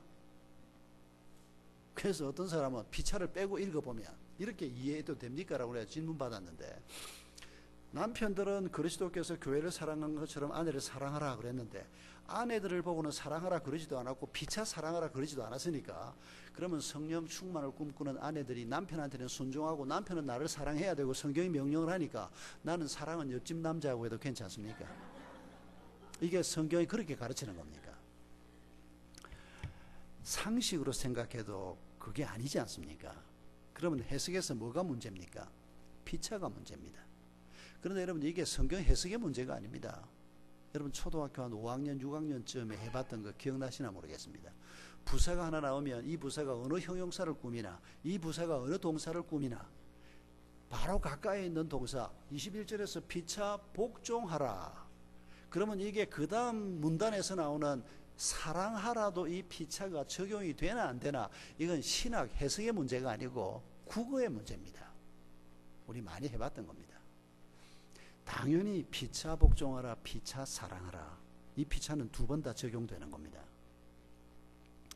그러니까 하나님께서 우리에게 거룩을 이루어가고 하나님이 주신 목표를 이루어가기 위해서 뭐 먹고 사는 거 해결해야 됩니다. 집도 한 칸 필요하고 현실적인 필요를 하나님이 무시하는 건 아닙니다. 근데 가장 중요한 핵심적인 가르침으로 부부가 서로 순종하고 사랑하라는 겁니다. 이 두 단어가 중요하다는 겁니다. 언제 순종하고 언제 사랑할까? 기본적인 원칙은 우리가 확인해 볼 수 있습니다. 순종하라. 이 여자가, 이 남자가 이런 점에서는 나보다 좀 낫다 싶으면 따라가 주면 되는 겁니다. 이거 쉽지 않습니다. 부부로 살면서 저 사람이 이런 점에서 나보다 판단력이 좀 더 낫다, 내가 따라가 줘야지, 이거 판단하기가 참 쉽지 않습니다. 판단해야 됩니다. 아까 우리 점심 먹으면서 마침 이 얘기를 많이 했는데, 저도 그게 결혼 지금 40년 들어왔고 우리 부부가 뭐 서로에 대해서 뭐 90% 이상, 아니 한 95% 이상 하나님 앞에 늘 감사하고 사는데도 딱 걸리는 부분이 이 부분입니다. 저는 제 아내한테 내가 하나님의 나라 운동을 위해서 불철주야 기도하고 생각하는 사람인데, 당신이 얘기하는 거 내가 늘 무겁게 듣지만은, 그런데도 내가 당신의 의견을 듣고 난 다음에도 어떤 결정을 하고 나면 당신이 그거 너무 뭐 이렇게 저렇게 비판하지 말고 좀 응원하는 사람이 되다오. 요 얘기를 지금 40년째 하고 있습니다. 제 아내는 제 이 얘기에 대해서 맞다. 그런데 당신이 보지 못하는 걸 나는 본다. 사실입니다. 그것도. 여성들의 섬세함 때문에 제가 보지 못하는 걸 제 아내가 보는 거 제가 인정합니다. 선자리가 다르기 때문에 제가 못 보는 걸 보는 거 인정합니다. 그러니까 그거 당신이 중요하게 생각해야 된다. 제 그 말에 동의합니다. 근데 현실 문제에 딱 들어가면 그게 충돌이 자꾸 일어나는 겁니다. 이거 조정해내야 됩니다. 어떻게 조정을 하든지 조정해내야 합니다. 서로 존중하면서. 이게 순종입니다. 이 사람이 이런 점에서는 내가 이 사람 따라가 줘야 되겠다. 그게 둘 다 틀리지 않았는데도 따라가 주어야 되는 게 많이 있습니다. 특히 남편을 하나님이 머리로 세웠다고 얘기합니다. 이 머리는 높다는 뜻은 절대 아닙니다. 내가 머리니까 당신이 뭐든지 들어야 돼. 이건 남자들이 잘못 생각하는 겁니다. 대표로 세웠다는 뜻입니다. 우리 가정의 대표로. 이 대표란 말은 대접받는 자로 세웠다는 말이 아니고 가정을 하나님 앞에 책임지는 자로 하나님 앞에 세움을 받았다는 겁니다. 아내들이 이 점을 인정해 주는 게 필요합니다. 남자들은 아내로부터 이런 존중을 받는 걸 굉장히 중요하게 생각합니다. 여기에서 꺾여버리면 남자들은 설 자리가 없어집니다. 죽고 싶어집니다. 마누라 이쁜 거 아무 소용없습니다. 왜 여러분 가끔씩 보면 바람나는 남자들 보면 자기 와이프보다 너무 못한 여자하고 바람이 나가지고 죽고 살고 막 이럽니다. 우리 교회도 그런 사건들을 자주 보는데 저렇게 이쁜 와이프 놔두고 왜 저럴까 저 사람이. 이쁜 거 소용없습니다. 인정받는 게 중요합니다. 남자들은 특히 아내들로부터 이 머리로 역할하도록 하나님이 지으셨기 때문에 남자들이 애 같은 면들이 그런 점에서 많이 있습니다. 그러니까 아내들이 남편들이 우리 가정의 대표자 역할을 할 수 있도록 좀 시원찮아도 시원찮다 소리 하지 말고 대표자 역할을 할 수 있도록 세워줄 줄 아는 여성이 현숙한 여성이라는 겁니다. 남자들은 하나님 앞에서 머리 된다는 게 시끄러워 내가 머리야 이런 머리가 아니고 아이들이 문제가 생깁니다. 그러면 많은 그리스도인 남편들이 특히 이제 전업주부인 아내인 경우에 더 심합니다. 아니 당신은 집에서 애가 이렇게 되도록 뭘 했길래 지금까지 이것도 모르고 있었어. 그 머리가 하는 말 아닙니다. 머리는 그렇게 말하는 게 아닙니다. 내가 가정의 머리입니다. 책임자입니다. 교회 문제가 생겼는데 대표가 누굽니까? 교회 대표가 목사입니다. 목사가 교회에서 우리 교회 이런 문제가 생기는 그 집사 때문이고 그 장로 때문이고 망할 교회입니다. 그 교회는. 목사가 문제가 생기면 하나님 나를 이 교회 목사로 세웠는데 내가 부족해서 저 가정에 저런 어려운 일이 생기고 하나님 나를 죽여주십시오. 이게 머리입니다. 이게 남자들을 그 자리에 세웠다는 겁니다. 머리 역할이 쉬운 게 아닌데 여러분 남자들을 불쌍히 여겨주셔야 됩니다. 아내들이 이런 남자들을 그 역할을 할 수 있도록 격려해주고 머리로 인정해주고 아내들을 향해서 남편들이 사실은 서로 사랑하는데 나보다 좀 낫다 싶으면 또 그 역할을 할 수 있도록 격려해주고 복종해주는 저는 제 아내에 대해서 아내가 밥상을 차려주면 정말 감사하게 생각하고 먹습니다. 짜다 달다 한 번도 말해본 적이 없습니다. 사실은 이건 신앙훈련이 아니고 예수도 안 믿는 우리 어머니한테 받은 훈련입니다. 제가 전쟁 중에 태어났지 않습니까? 50년대 저희들 어린 시절이 얼마나 대한민국이 어려울 때입니까? 그러니까 먹고 난 다음에 맛이 있다 없다 그건 따질 것도 없었습니다. 없어서 못 먹지.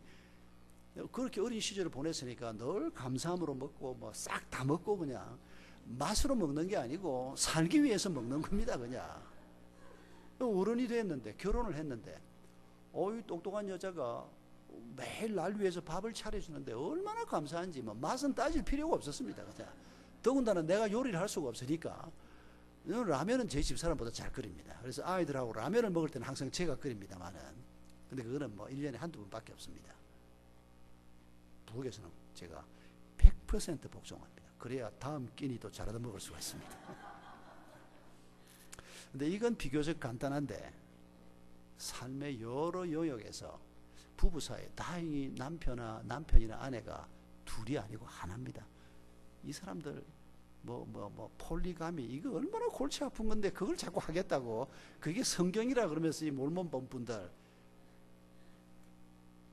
골치 아픈 그런 짓을 안 하는 게 차라리 오래 살고 더 나을 건데 여러분 한 사람입니다. 하나님이 이 한 사람하고 나하고 둘이서 서로 마음을 나누고 생각을 나누면서 근데 어떤 게 이 사람한테는 이 사람 의견이 나보다 더 나으니까 내가 따라가면 좋을까?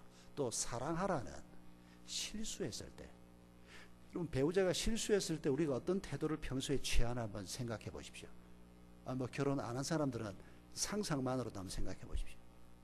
꼴 좋다. 내가 그럴 줄 알았어. 이렇게 말할 수 있습니다. 우리가 죄인이니까. 근데 빨리 거두어드려야 합니다. 여보 내가 미안해. 말 잘못한 것 같아. 여러분 이거 죽음의 언어입니다. 성령의 언어가 아닙니다. 이건 성령 충만을 구하고 믿음으로 살아보겠다고 하면서 부부 사이에 나누는 언어에 대해서는 전혀 관심을 쓰지 않는 이런 아이러니가 어디 있습니까? 가장 중요한 게 부부관계인데 부부관계 깨지고 나면 교회가 어디 있고 우리 인생이 어디 있습니까? 가장 중요한 관계 아니겠습니까? 그걸 잘 세워가야 되는 거 아닙니까? 여러분, 내 배우자가 어떤 사람이냐, 그것보다 내가 어떤 사람이냐를 우리가 지금 얘기하는 겁니다. 혹시 여러분 중에서 오늘 그 인간을 데리고 왔어야 되는데 오늘 안 와가지고 그런 생각하고 계시면 벌써 희망이 별로 없는 생각을 하고 있는 겁니다. 그 사람은 하나님이 만져주시기를 우리가 기도하고, 내가 하나님 앞에서 어떤 사람으로 서야 할 것인지를 우리가 생각하면 되는 겁니다. 어떤 집사님이 그랬다지요. 결혼하고 예수를 믿게 됐는데 너무 하나님이 좋아서, 예수님이 좋아서 20년을 남편을 위해서, 하나님 내 남편 바꾸어 달라고 20년을 기도했다는 겁니다. 그런데 남편이 꿈쩍을 안 합니다. 참 부부 전도가 어렵습니다. 왜냐하면 우리가 사람이기 때문에 남들 안 보는 사람, 일주일에 한 번 보는 사람, 2주일에 한 번 보는 사람 앞에서는 우리가 위장을 좀 할 수 있습니다. 내 부부 사이는 위장이 불가능합니다. 성질나면 덜받기도 하고, 뭐 말도 우리가 뭐 좀 거친 말도 하게 되고. 그러니까 예수 안 믿는 배우자인 경우에 제일 전도하기 어려운 사람이 배우자입니다. 그러나 해내야 합니다. 그 사람이 나한테 중요한 사람이기 때문에. 그러니까 이분이 20년을, 예수 믿고 20년을 남편 편하게 해달라고 새벽 기도를 했다는데 어느 날 하나님이 음성을 주셨다는 거 아닙니까? 야, 그만해라. 그리고 하나님이 뭐라 그랬다는 겁니까? 네 남편 변하라고 기도하지 말고 너부터 좀 변해라. 이거 누가 지어낸 얘기지 싶은데, 근데 굉장히 일리가 있는 얘기입니다. 예수 안 믿는 배우자가, 예수 안 믿는 우리 동료들이, 우리 주변 사람들이 우리를 관찰하고 있지 않습니까? 피할 수 없습니다. 하나님은 우리에게 은혜를 베푸셔서 내 허물은 감추어 주시고, 내가 믿음으로 행하는 작은 일도 저 사람들이 크게 보게 해주어서 어느 날, 이 여자가, 이 남자가 하는 거 보니까 하나님이 있긴 있는 것 같아. 이런 은혜를 우리가 구해야 하는 겁니다. 가정을 세우기 위해서, 교회를 세우기 위해서입니다. 그래서 복종과 사랑을 실제로 우리 부부 관계에서 어떻게 적용할 것인가를 기도하고 지혜를 구해야 하는 것입니다. 다른 사람 신경 쓸 것도 없습니다. 우리는 그냥 한 사람을 놓고, 여러분, 그 사람이 이 세상에서, 아니 온 역사 속에서 유일한 한 사람입니다. 두 사람은 있을 수가 없습니다. 그런데 하나님이 내게 배우자로 주신 이 사람이 가지고 있는 아픔이 무엇인지, 약점이 무엇인지, 뭐라고 말하면 격려를 받는지, 뭐라고 말하면 상처를 받는지, 이걸 우리가 알아야 되는 겁니다. 가장 제가 최근에 들었던, 제가 지금 2달 안식월 중에도 제가 이제 한 달을 지금 미국에서 보내고 지금 다음 주에 제가 돌아가는데, 다음 주에 돌아가면 다음 주말에 1년에 한 번 부부의 샘 영성 수련회가 있는데, 우리 부부가 지금 한 25년째 인도를 계속하고 있습니다. 그것까지는 쉴 수가 없어가지고 대체 강사가 없어서 사실은 그거 맞추어서 지금 이제 미국 일정 끝내고 일단 들어갑니다. 우리 부부가 하나님 앞에 좀 바로 서기 위해서 시작한 건데, 지금은 그 부부의 샘 영성, 이번에도 30 커플이 지금 찼습니다. 이번에는 목사 4커플이 자기 교인들 한 몇 가정을 데리고 자기들 교회에 그걸 이식하겠다고, 그래서 목사 4커플이 옵니다. 차원에서 한 사람 올라오고, 옆에 광교에서 한 사람 오고, 또 저 향남읍에서 한 사람 오고, 한 사람은 오겠다고 했다가 다음에 오겠다고 해서 3커플이거든요. 각 교회마다 한 2~3커플씩 같이 옵니다. 그래서 우리 하는 거 보고 이제 자기들 교회도 그걸 담임 목사 부부가 직접 해서 하겠다고, 그런 사역을 꾸준히 하다 보니까 이 성도들의 부부의 삶에 대한 관심이 자연스럽게 많이 가지게 되고, 만나도 그런 점검을 늘 많이 하게 됩니다. 근데 최근에 제가 참 재미있는 얘기를 하나 들은 게, 한 부부가 15년 만에, 정확하게 말하면 부인이 남편을 들이박았습니다. 결혼하고 15년이 됐는데 뭘 가지고 들이박았다는 거 하니까, 두 사람이 이제 누구한테 소개를 받아서 한 2년 연애를 하고 결혼을 했습니다.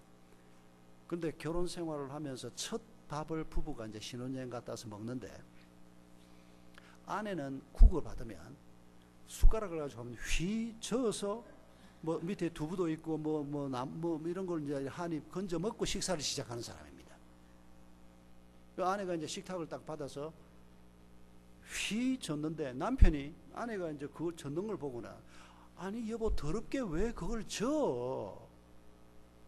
당신은 어떻게 먹는데? 그러니까 이 남편은 국을 받으면 젓는 건 더러워서 안 젓고 이 사람 생각은 국을 받으면 자기 앞쪽으로 정갈하게 이것도 남편 표현입니다. 지는 정갈하고 아내는 더럽다는 겁니다. 정갈하게 한 숟가락을 딱 떠서 이래 먹으면서 식사가 시작되는 사람입니다. 남편은 강성이고 아내는 유순한 사람이었습니다. 이거 더럽게 왜 그렇게 먹어? 그러니까 아내가 이걸 왜 더럽다 그러나 이 인간은. 근데 성격이 유순한 사람이니까 그래 뭐 당신이 하지 말라면 안 하지. 그러면 안 됩니다. 유순한 성격을 가진 분이라도 그러면 안 됩니다. 남편이 잘 못하는 겁니다. 왜 아내가 식습관을 이렇게 젓는다고 그걸 왜 더럽다 그럽니까? 아내가 순종적이면 암 걸릴 확률이 굉장히 높습니다. 자꾸 참아야 되기 때문입니다. 유교 문화가 그걸 많이 가르쳤습니다. 그러니까 15년 동안을 남편이 싫어하니까 안 한 겁니다. 근데 한 2, 3일 지나면 잊어버립니다. 이거 어디서 얻은 습관일까요? 부모님한테 물려받은, 주로 부모님들 식습관을 되게 우리가 물려받습니다. 다른 부모 밑에서 태어났으니까 그럴 수밖에 없는데 이걸 용납을 못하는 겁니다. 이게 복종의 일부라고도 할 수 있습니다. 전혀 잘못된 게 아니면 그걸 받아들일 줄 알아야죠. 왜 그걸 더럽다고 얘기를 합니까? 근데 부인이 참았습니다. 근데 2, 3일 지나면 잊어먹습니다. 그러니까 국을 받으면 자기도 모르게 그러면 그때마다 남편은 더럽게 뭐 내가 안 하지 그러면. 근데 여러분 그게 국 먹을 때만 그랬겠습니까? 그거 15년 살았으면 어떨지 결혼 생활에 연수가 좀 있는 분들은 짐작하실 겁니다. 아내가 참다가 15년 됐는데 얼마 전에 또 더럽게 그러는데 꽉 치면서 부인이 그랬답니다. 뭐가 더러워? 진작해야지 그거를.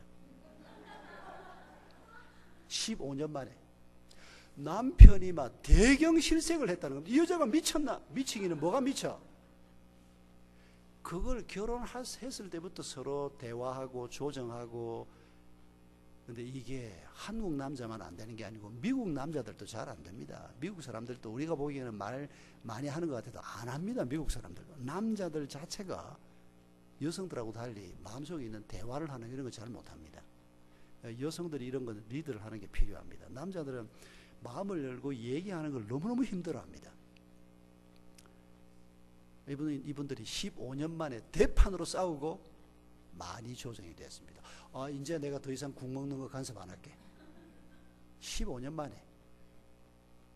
진작 그 정도 조정은 이루어졌어야 되는데 이걸 우리가 부부가 엄마 아빠가 가정에서부터 서로 이렇게 조정하는 법을 배우는 겁니다. 하나님의 말씀을 따라서 순종해라. 이건 뭐 당신 말이 옳은 것 같아. 그렇게 말하는 걸 아들들이 보고 자라면 와이프한테 아빠가 엄마한테 당신 말이 옳은 것 같아 라고 말하는 걸 듣고 자란 사람은 자연스럽게 그걸 하게 되어 있습니다. 그런데 가정에서 내가 머리인데 당신 그따위 할 거야? 장로 권사 부부가 싸우면서 그렇게 끝나고 말면 그 집 아들들은 머리가 그런 줄 알게 되어 있습니다. 그래서 부모가 중요한 겁니다. 여러분 주님께서 순종하라 사랑하라 이걸 우리가 죽는 날까지 혼자 되기 전까지는 배우자가 있으면 그 사람을 놓고 실험해야 됩니다. 그게 신앙생활의 핵심입니다. 우리는 예배당에 와서 찬송하고 예배하는 것만 하나님이 받으실 거라고 생각하는데 예배는 던져놓고 집에 가서 둘이서 맨날 그냥 서로 마음도 열지 않고 무시하고 대화도 하지 않고 마음에 있는 생각도 나누지도 않고 너희 가정을 교회로 세우는 일은 그렇게 제대로 하지 못하면 내가 너를 내 자식이라고 할 수 있겠냐? 하나님 이런 섭섭한 마음 갖지 않겠습니까? 오늘 본문에서 우리가 한 가지 더 생각할 것은 목표를 바르게 잡고 그 목표를 이루는 사랑과 순종을 우리의 방법으로 잘 찾아나가고 그리고 세 번째 한 가지 우리가 더 기억할 것은 31절 말씀입니다. 부모를 떠나라고 하는 말씀입니다. 이 말씀도 해석에 굉장히 2000년 동안 논란이 많았던 귀절 중에 하나입니다. 제가 보기에 그렇게 복잡한 귀절 아닙니다. 여러분, 우리에게 부모가 어떤 분입니까? 하나님을 대신한 분입니다. 하나님이 우리를 지으셨습니다. 그런데 실제로는 누가 지었습니까? 우리 아버지, 어머니입니다. 부모는 하나님을 대신해서 하나님의 자리에서 내 옆에 계셨던 분입니다. 나를 낳으셨고 그분들을 통해서 필요한 모든 것들을 우리가 공급받아야 했습니다. 불행하게도 부모의 이런 도움을 받지 못하고 시작한 분들이 있는데 참 안타까운 일입니다만은 그건 부모가 책임을 잘못 졌던 거고, 하나님을 대신해서 부모에게 생명을 공급받고 먹을 것을 공급받고 세상 사는 지혜를 공급받고 모든 것을 부모를 통해서 공급받습니다. 부모를 떠난다는 것이 어떤 의미입니까? 내가 가장 의지했던 사람입니다. 그리고 나를 가장 사랑해 주었던 분입니다. 이런 부모를 자식이 떠난다라고 하는 말이 어떤 의미입니까? 이제 더 이상 부모를 의지하지 않고 내가 배우자가 생겼으니 이 배우자와 함께 오직 하나님만 의지하고 내 가정을 믿음의 가정으로 세워가고 하나님의 가정으로 세워가는 일을 오직 믿음으로 시작하라는 뜻입니다. 부모 입장에서는 내 생명보다 소중한 자식이 그동안 자라서 이제 직업도 갖게 되고 자기 힘으로 살 수 있게 됐습니다. 그리고 배우자를 만났습니다. 이 아이를 떠나보내야 하는 겁니다. 이게 부모 입장에서 쉽지 않습니다. 저도 이제 아이 셋 중에 한 놈이 이제 올 19일 날 결혼을 합니다. 굉장히 기분 좋습니다. 근데 좀 안타까운 건 딸이 위로 딸이 둘인데 막내인 아들놈이 먼저 장가를 가서 조금 서운하긴 하지만은 며느리 될 아이를 보면 막 너무 이쁩니다. 그냥 막 딸들 못지않게 이쁩니다. 실제는 우리 딸들이 더 이쁩니다. 그런데 이 며느리를 보면 막 그냥 막 안아주고 싶고 막 너무 기분이 좋습니다. 여러분, 이 아이들이 이 세상 어떤 존재보다 제게는 중요하지 않습니까? 이 아이들이 믿음으로 살면 가장 축복된 길을 걸어가는 것, 우리 부모들이 그걸 믿고 이 믿음이 우리 아이들에게 전수되게 하는 것, 그러려고 하면 부모가 그 아이들을 붙들고 있지 말라는 겁니다. 떠나보내라는 겁니다.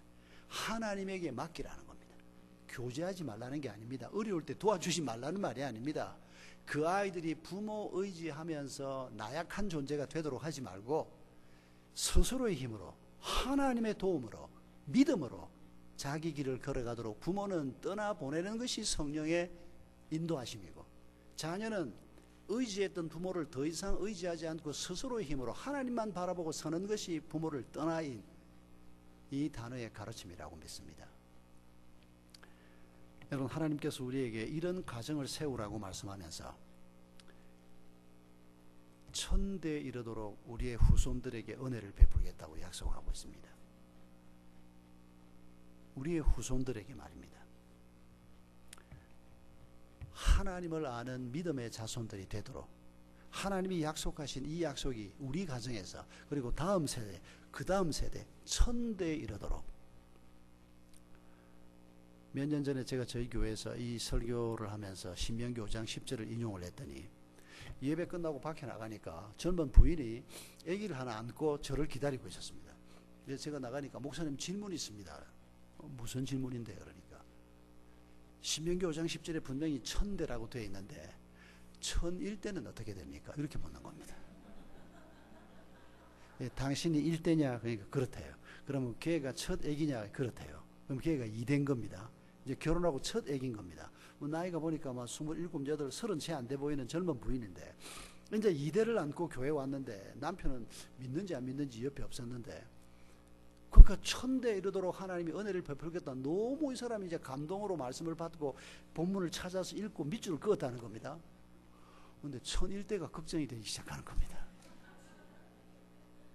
여러분, 천대면 어디까지 한번 생각해 보세요. 제가 박혁거세 후손입니다. 박혁거세가 예수님하고 같은 시대 분입니다. 2000년 전 분입니다. 우리 족보에 박혁거세부터 저까지 몇 대쯤 왔는지 아시겠습니까? 78대 왔습니다. 2000년 동안에. 그러면 780대 가면 몇 년 갑니까? 2만 년 갑니다. 1000대 가려고 하면 한 3만 년 가야 됩니다. 이제 2000년 갔습니다. 앞으로 2만 8천 년 더 가야 혀끝에부터 1000대가 가는 겁니다.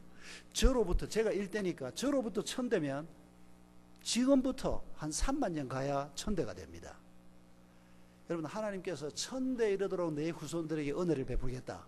1001대는 내가 1000대까지라고 했으니까 그 후는 나는 모르겠다. 하나님이 그런 쪼잔한 분이 아닙니다. 영원히라고 하는 말을 1000대라는 표현으로 대신한 것 뿐입니다. 여러분, 우리 가정을 향한 이런 하나님의 마음을 우리가 느끼셔야 합니다. 우리가 살면서 뭐 먹고 살아야 하고 뭐 집도 한 칸 장만해야 되고, 더군다나 미국 와서 사니까 더 힘들지 않겠습니까? 뭐 국제 결혼하신 분들이 이 교회에 많이 계시다는 말 들었는데, 제 동서 형님이 영국 사람입니다. 제 조카 하나가 스위스 사람하고 스위스 남자하고 결혼. 우리 집안에 여자들이 영국 형제 하나. 제가 그 양반이 나보다 나이가 한 살 작은데, 제가 우리 디모데 형님을 만나면 꼭 한국말로 형님이라고 부르는데 굉장히 기분 좋아합니다, 그 친구. 제가 영국에 있을 때 이미 그 형님이 이제 우리 처형하고 런던에 조금 떨어진 곳에서 우리 집에 맨날 놀러 왔습니다. 애가 없어요, 이 집이. 저는 애가 셋이니까 우리 둘째를 자기 아들로 달라고, 입양 딸로 달라고, 여가 1000마디 안 된다 그래요. 굉장히 부자입니다.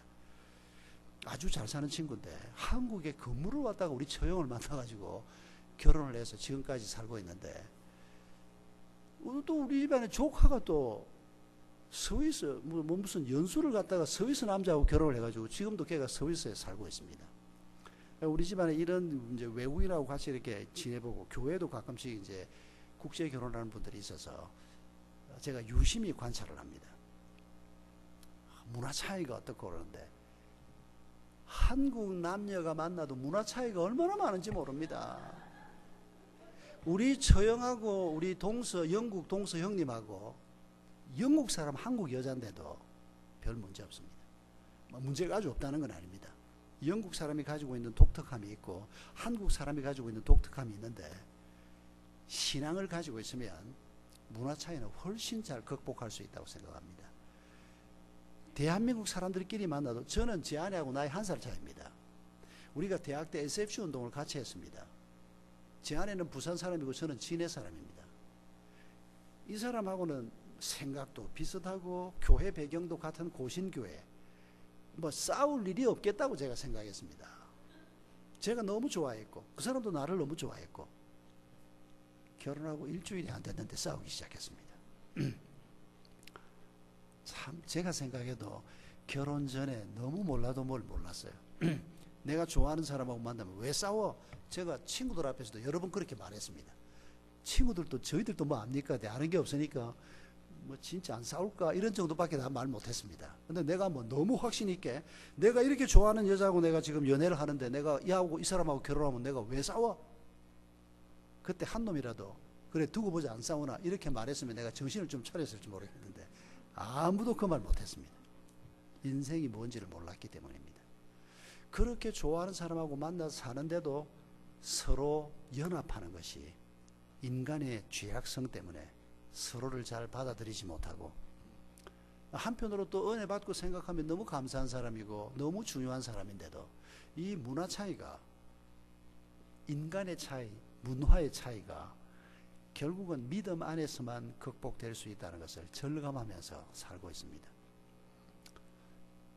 여러분, 우리가 그리스도인으로서, 하나님의 사람으로서 믿음을 가지고 우리가 우리의 미래와 우리 자손들의 미래를 우리가 함께 생각할 수 있어야 할 것입니다. 지난 2010년 4월에 미국 뉴욕 북쪽에, 제가 그 마을 이름은 잊어먹었습니다. 거기에 한인들이 한 150명 모여서 컨퍼런스를 하고 있었습니다. 그래서 어느 교회 컨퍼런스인가 했는데 그게 아니고 그 하늘색 티를 입고 있었는데 그 티에다가 뭐라고 써놨는가 하니까 The Banks Family라고 써놨었습니다. 방간의 집안 컨퍼런스였습니다. 이 사람들이 누군가 하니까 박만순 할아버지 후손들 수련을 했습니다. 박만순, 그러면 여러분이 아무도 모를 겁니다. 저도 몰랐으니까. 이 박만순 할아버지는 1890년대에 평양에서 선교사들에게 전도받고 예수 믿은 분이었습니다. 그리고 이분이 아들을 낳아서 키웠는데 그 아들이 장로였습니다.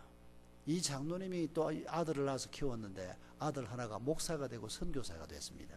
그 아드님이 누군가 하니까 1930년대 만주 선교사로 갔던 방지일 목사님입니다. 그러니까 방지일 목사님의 할아버지가 방만순 할아버지입니다. 그런데 2010년 그 해가 방지일 목사님의 100회 생일이 되는 날이었습니다. 그런데 이 집안 사람들이 한 350명 되는데 미국에 한 200명 와서 살고 있고 한 150명이 한국 살고 있습니다. 그런데 미국에 있는 이 방씨 패밀리들이 이제 결혼도 하고 해가지고 식구가 훨씬 더 많아졌죠. 이 집안의 제일 어른인 방지일 목사님이 이제 100회 생일을 맞아서 미국에 왔는데 다 같이 한번 모이자.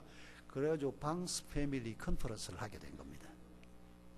그걸 기독교 언론 기자가 이제 조사를 해서 기사화해서 실어놓은 겁니다.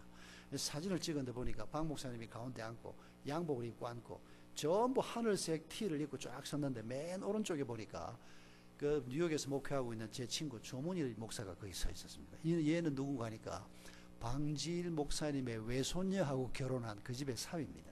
지는 조가지요. 그러니까 방가가 아니고. 얼마나 보기 좋았는지 모릅니다. 방 목사님이 앉고 150명 정도의 후손들이 쫙 둘러서고 신문기자가 뭐라고 써놨는가 하니까 이 집안이 학자가 많이 나오고 법조인이 많이 나왔다는 겁니다. 그게 무슨 가풍하고 관계가 있는지 비즈니스 하는 사람은 많지 않고 미국 와서도 교수가 많이 나오고 판검사 이런 그 법조인이 많이 나왔대요. 그리고 장로가 몇 명, 권사가 몇 명, 선교사가 몇 명 이렇게 써놨는데 보니까 정말 부러운 집안이었습니다.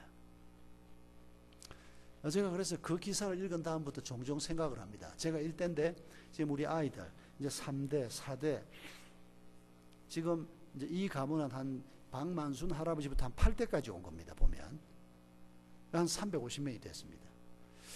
저도 8대쯤 가면 한 350명 될지 모르겠습니다. 우리 아이가 셋인데 요놈들이 한 셋씩만 낳으면 그렇게 해서 한 8대 가면 한 300명 될 것 같아요. 근데 가능성이 별로 없습니다. 우리 아이들이 셋을 낳을 것 같지가 않습니다. 제가 계속 지금 설득을 하고 있습니다. 둘이 결혼을 해가지고 하나님이 번성하라 그랬는데 최소한 셋은 돼야 된다. 우리 교회 셋난 집이 많습니다. 셋째 유아 세례 받을 때 제가 특별 광고를 합니다. 축복받을 집안이라고. 그리고 최근에 우리 당회에서 셋째를 낳으면 액수는 지금 기억이 안 나는데 특별 선물을 하기로 했습니다. 넷째를 낳으면 액수를 더 높여서 선물을 하고 다섯째를 낳으면 하여튼 한 몇백만 원 됩니다. 특별 선물을 하기로 아이를 위해서 한국이 심각합니다. OECD 국가 중에서 최저 출산율을 가지고 있고 지금 현재 상태 출산율이 계속 유지가 되면 300년 후에 남한 땅에 한국 사람이 한 사람도 없어집니다. 아주 심각합니다. 출산율이 올라가지가 않습니다. 참 이걸 지금 국가가 어떻게 해결을 할지 모르겠습니다. 당장 급하지 않으니까 자꾸 미룹니다 지금. 그런데 젊은 사람들이 계속 결혼을 안 합니다. 집이 없지요. 제대로 직업이 없지요.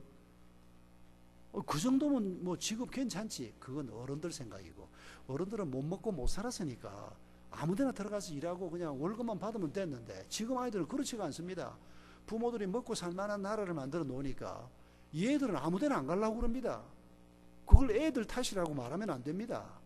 부모 탓이지. 부모가 살기 좋게 만들어 놨으니까 애들이 밥 걱정 안 하고 살았고 험한 일 안 하고 살았고 그런데 지금 얘들을 보고 험한 일 안 한다고 애가 말을 안 듣는다고. 우리 장로님 한 분이 자수성가에서 재벌 기업의 사장이 된 양반이 하나 있는데 아주 귀한 아들이 하나 있는데 얘를 아빠가 너무너무 못마땅해 하는 겁니다. 내가 보기에 괜찮은 애인데 사위 잡고 싶은 애인데 왜 그렇게 못마땅하냐 그러니까 이 녀석은 뭐를 하는데 보면 뭐도 못하고 자기 20대를 견주어서. 그래서 내가 박장로님 그러지 말라고. 그 양반도 바꿔거든요.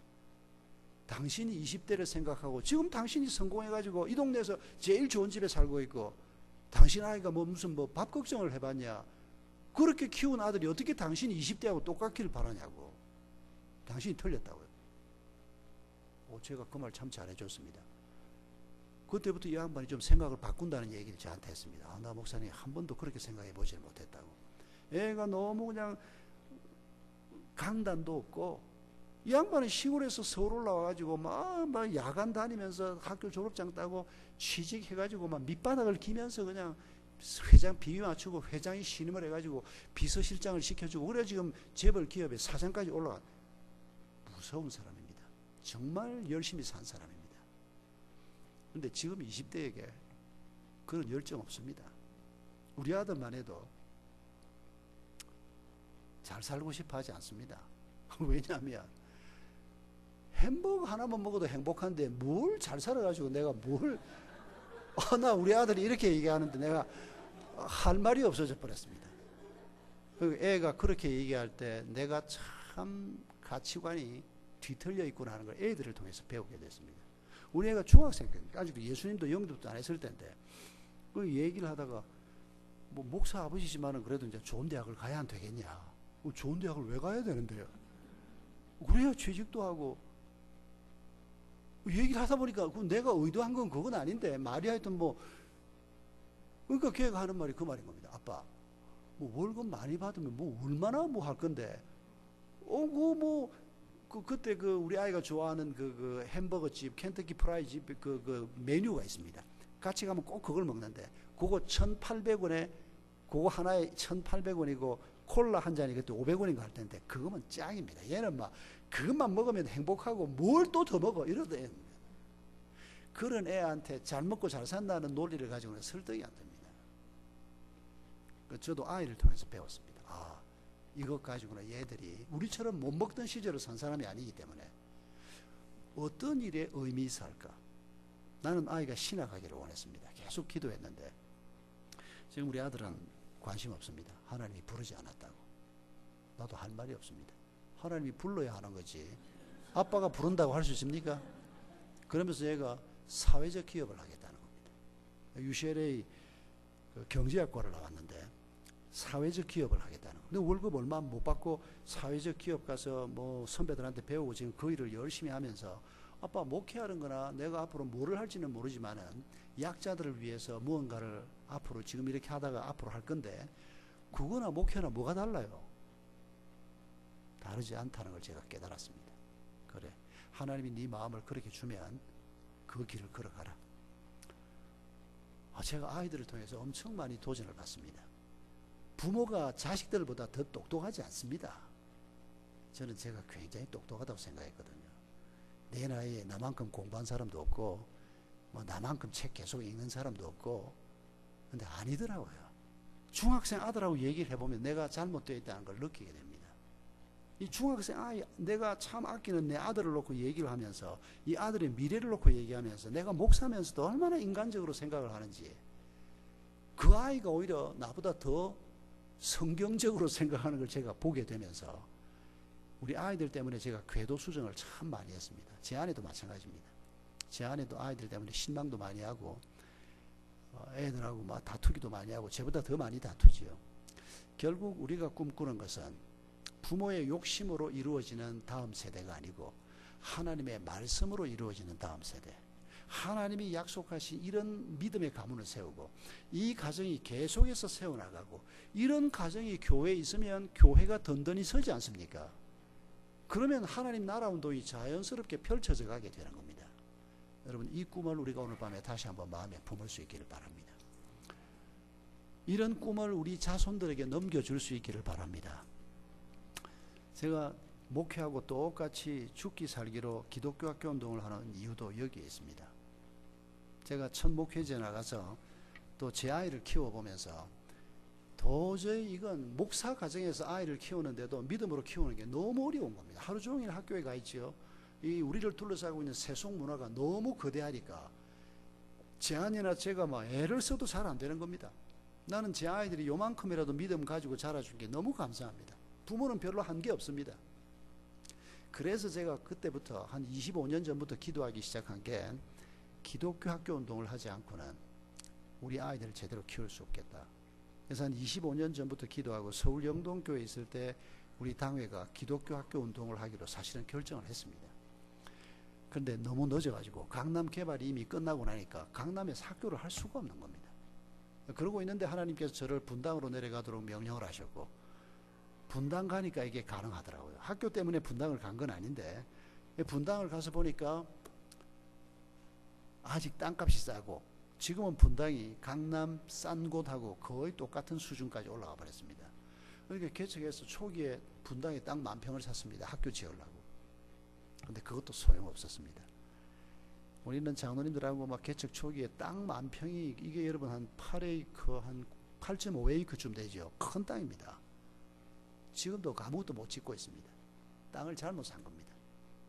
목사장로 다 쫓겨나야 되는데 교인들이 착해가지고 기도하면 풀리겠죠. 지금 딱 2003년인가 2002년인가에 샀으니까 지금 16년이 지났는데 아직도 안 풀리고 있습니다.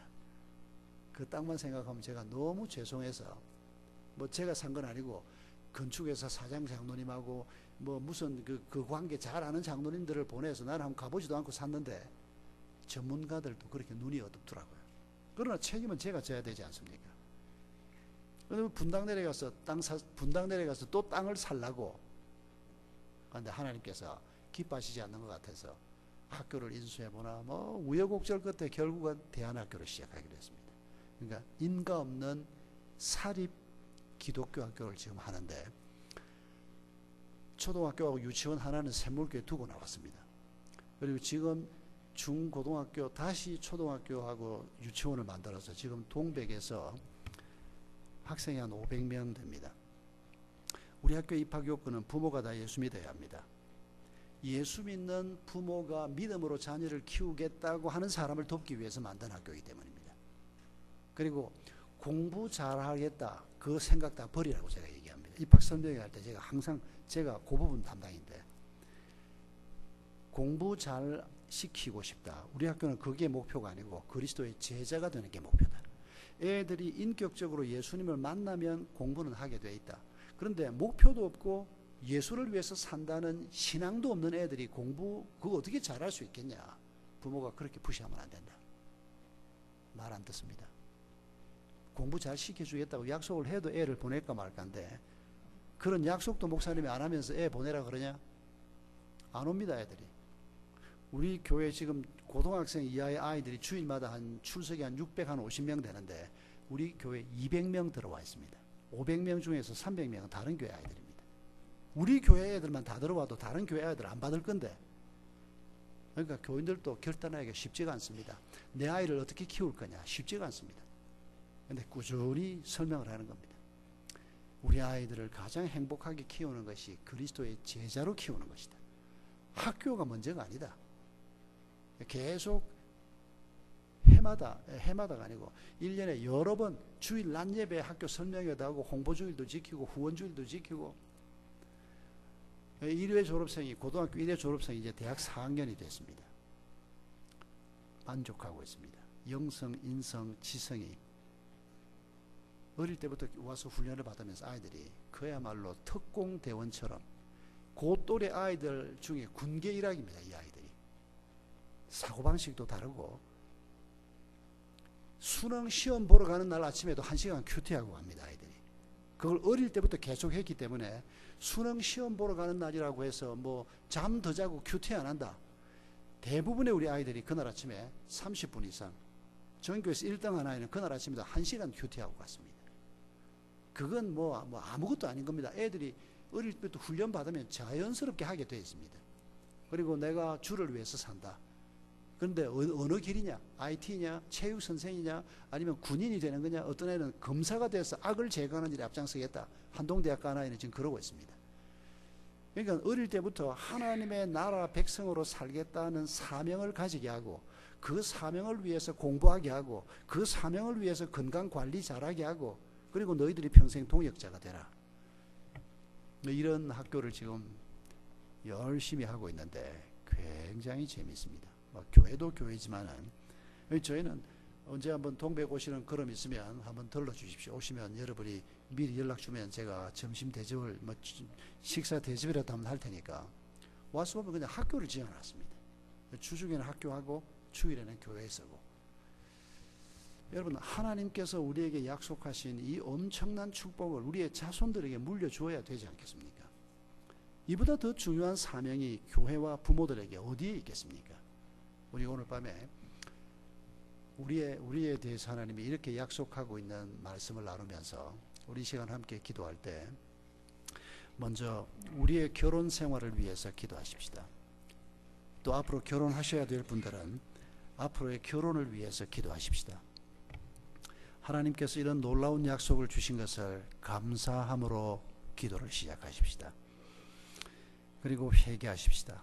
하나님께서 이런 놀라운 약속을 주셨는데도 우리가 먹고 사는 일에 매달려서 우리 부부의 관계를, 우리의 가정을 믿음으로 세우는 일에 게을렀던 것을 회개하십시다. 그리고 간구하십시다. 성령 충만케 해 주시옵소서. 결혼과 사랑의 목표를 거룩으로 붙잡게 하시고 그 거룩을 이루어가는 순종하고 사랑하는 방법을 잘 배워가도록 도와주시고 오직 하나님만 의지하는 믿음 가지고 이 길을 걸어가게 하옵소서. 우리가 이 기도를 하는 동안에 우리 교회 공동체 안에 결혼 생활에 어려움을 겪고 있는 분들이 있습니까? 또 결혼해야 될 우리의 자녀들이 너무 결혼이 늦어지거나 어려움을 겪고 있는 자녀들이 있습니까? 그들을 위해서 기도하십시다. 우리 사회자 나올 때까지 2-3분 동안 함께 기도하겠습니다. 거룩하신 아버지 하나님 감사합니다. 아버지 하나님 저희들에게 소중한 꿈을 주신 것을 감사합니다. 주님 저희를 붙들어 주시옵소서. 아버지 하나님 모든 남편들과 아내들을 붙들어 주시옵소서. 우리의 자녀들을 주님께서 축복해 주시옵소서. 하나님의 선하신 도우심이 우리 가운데 함께해 주시옵소서. 주님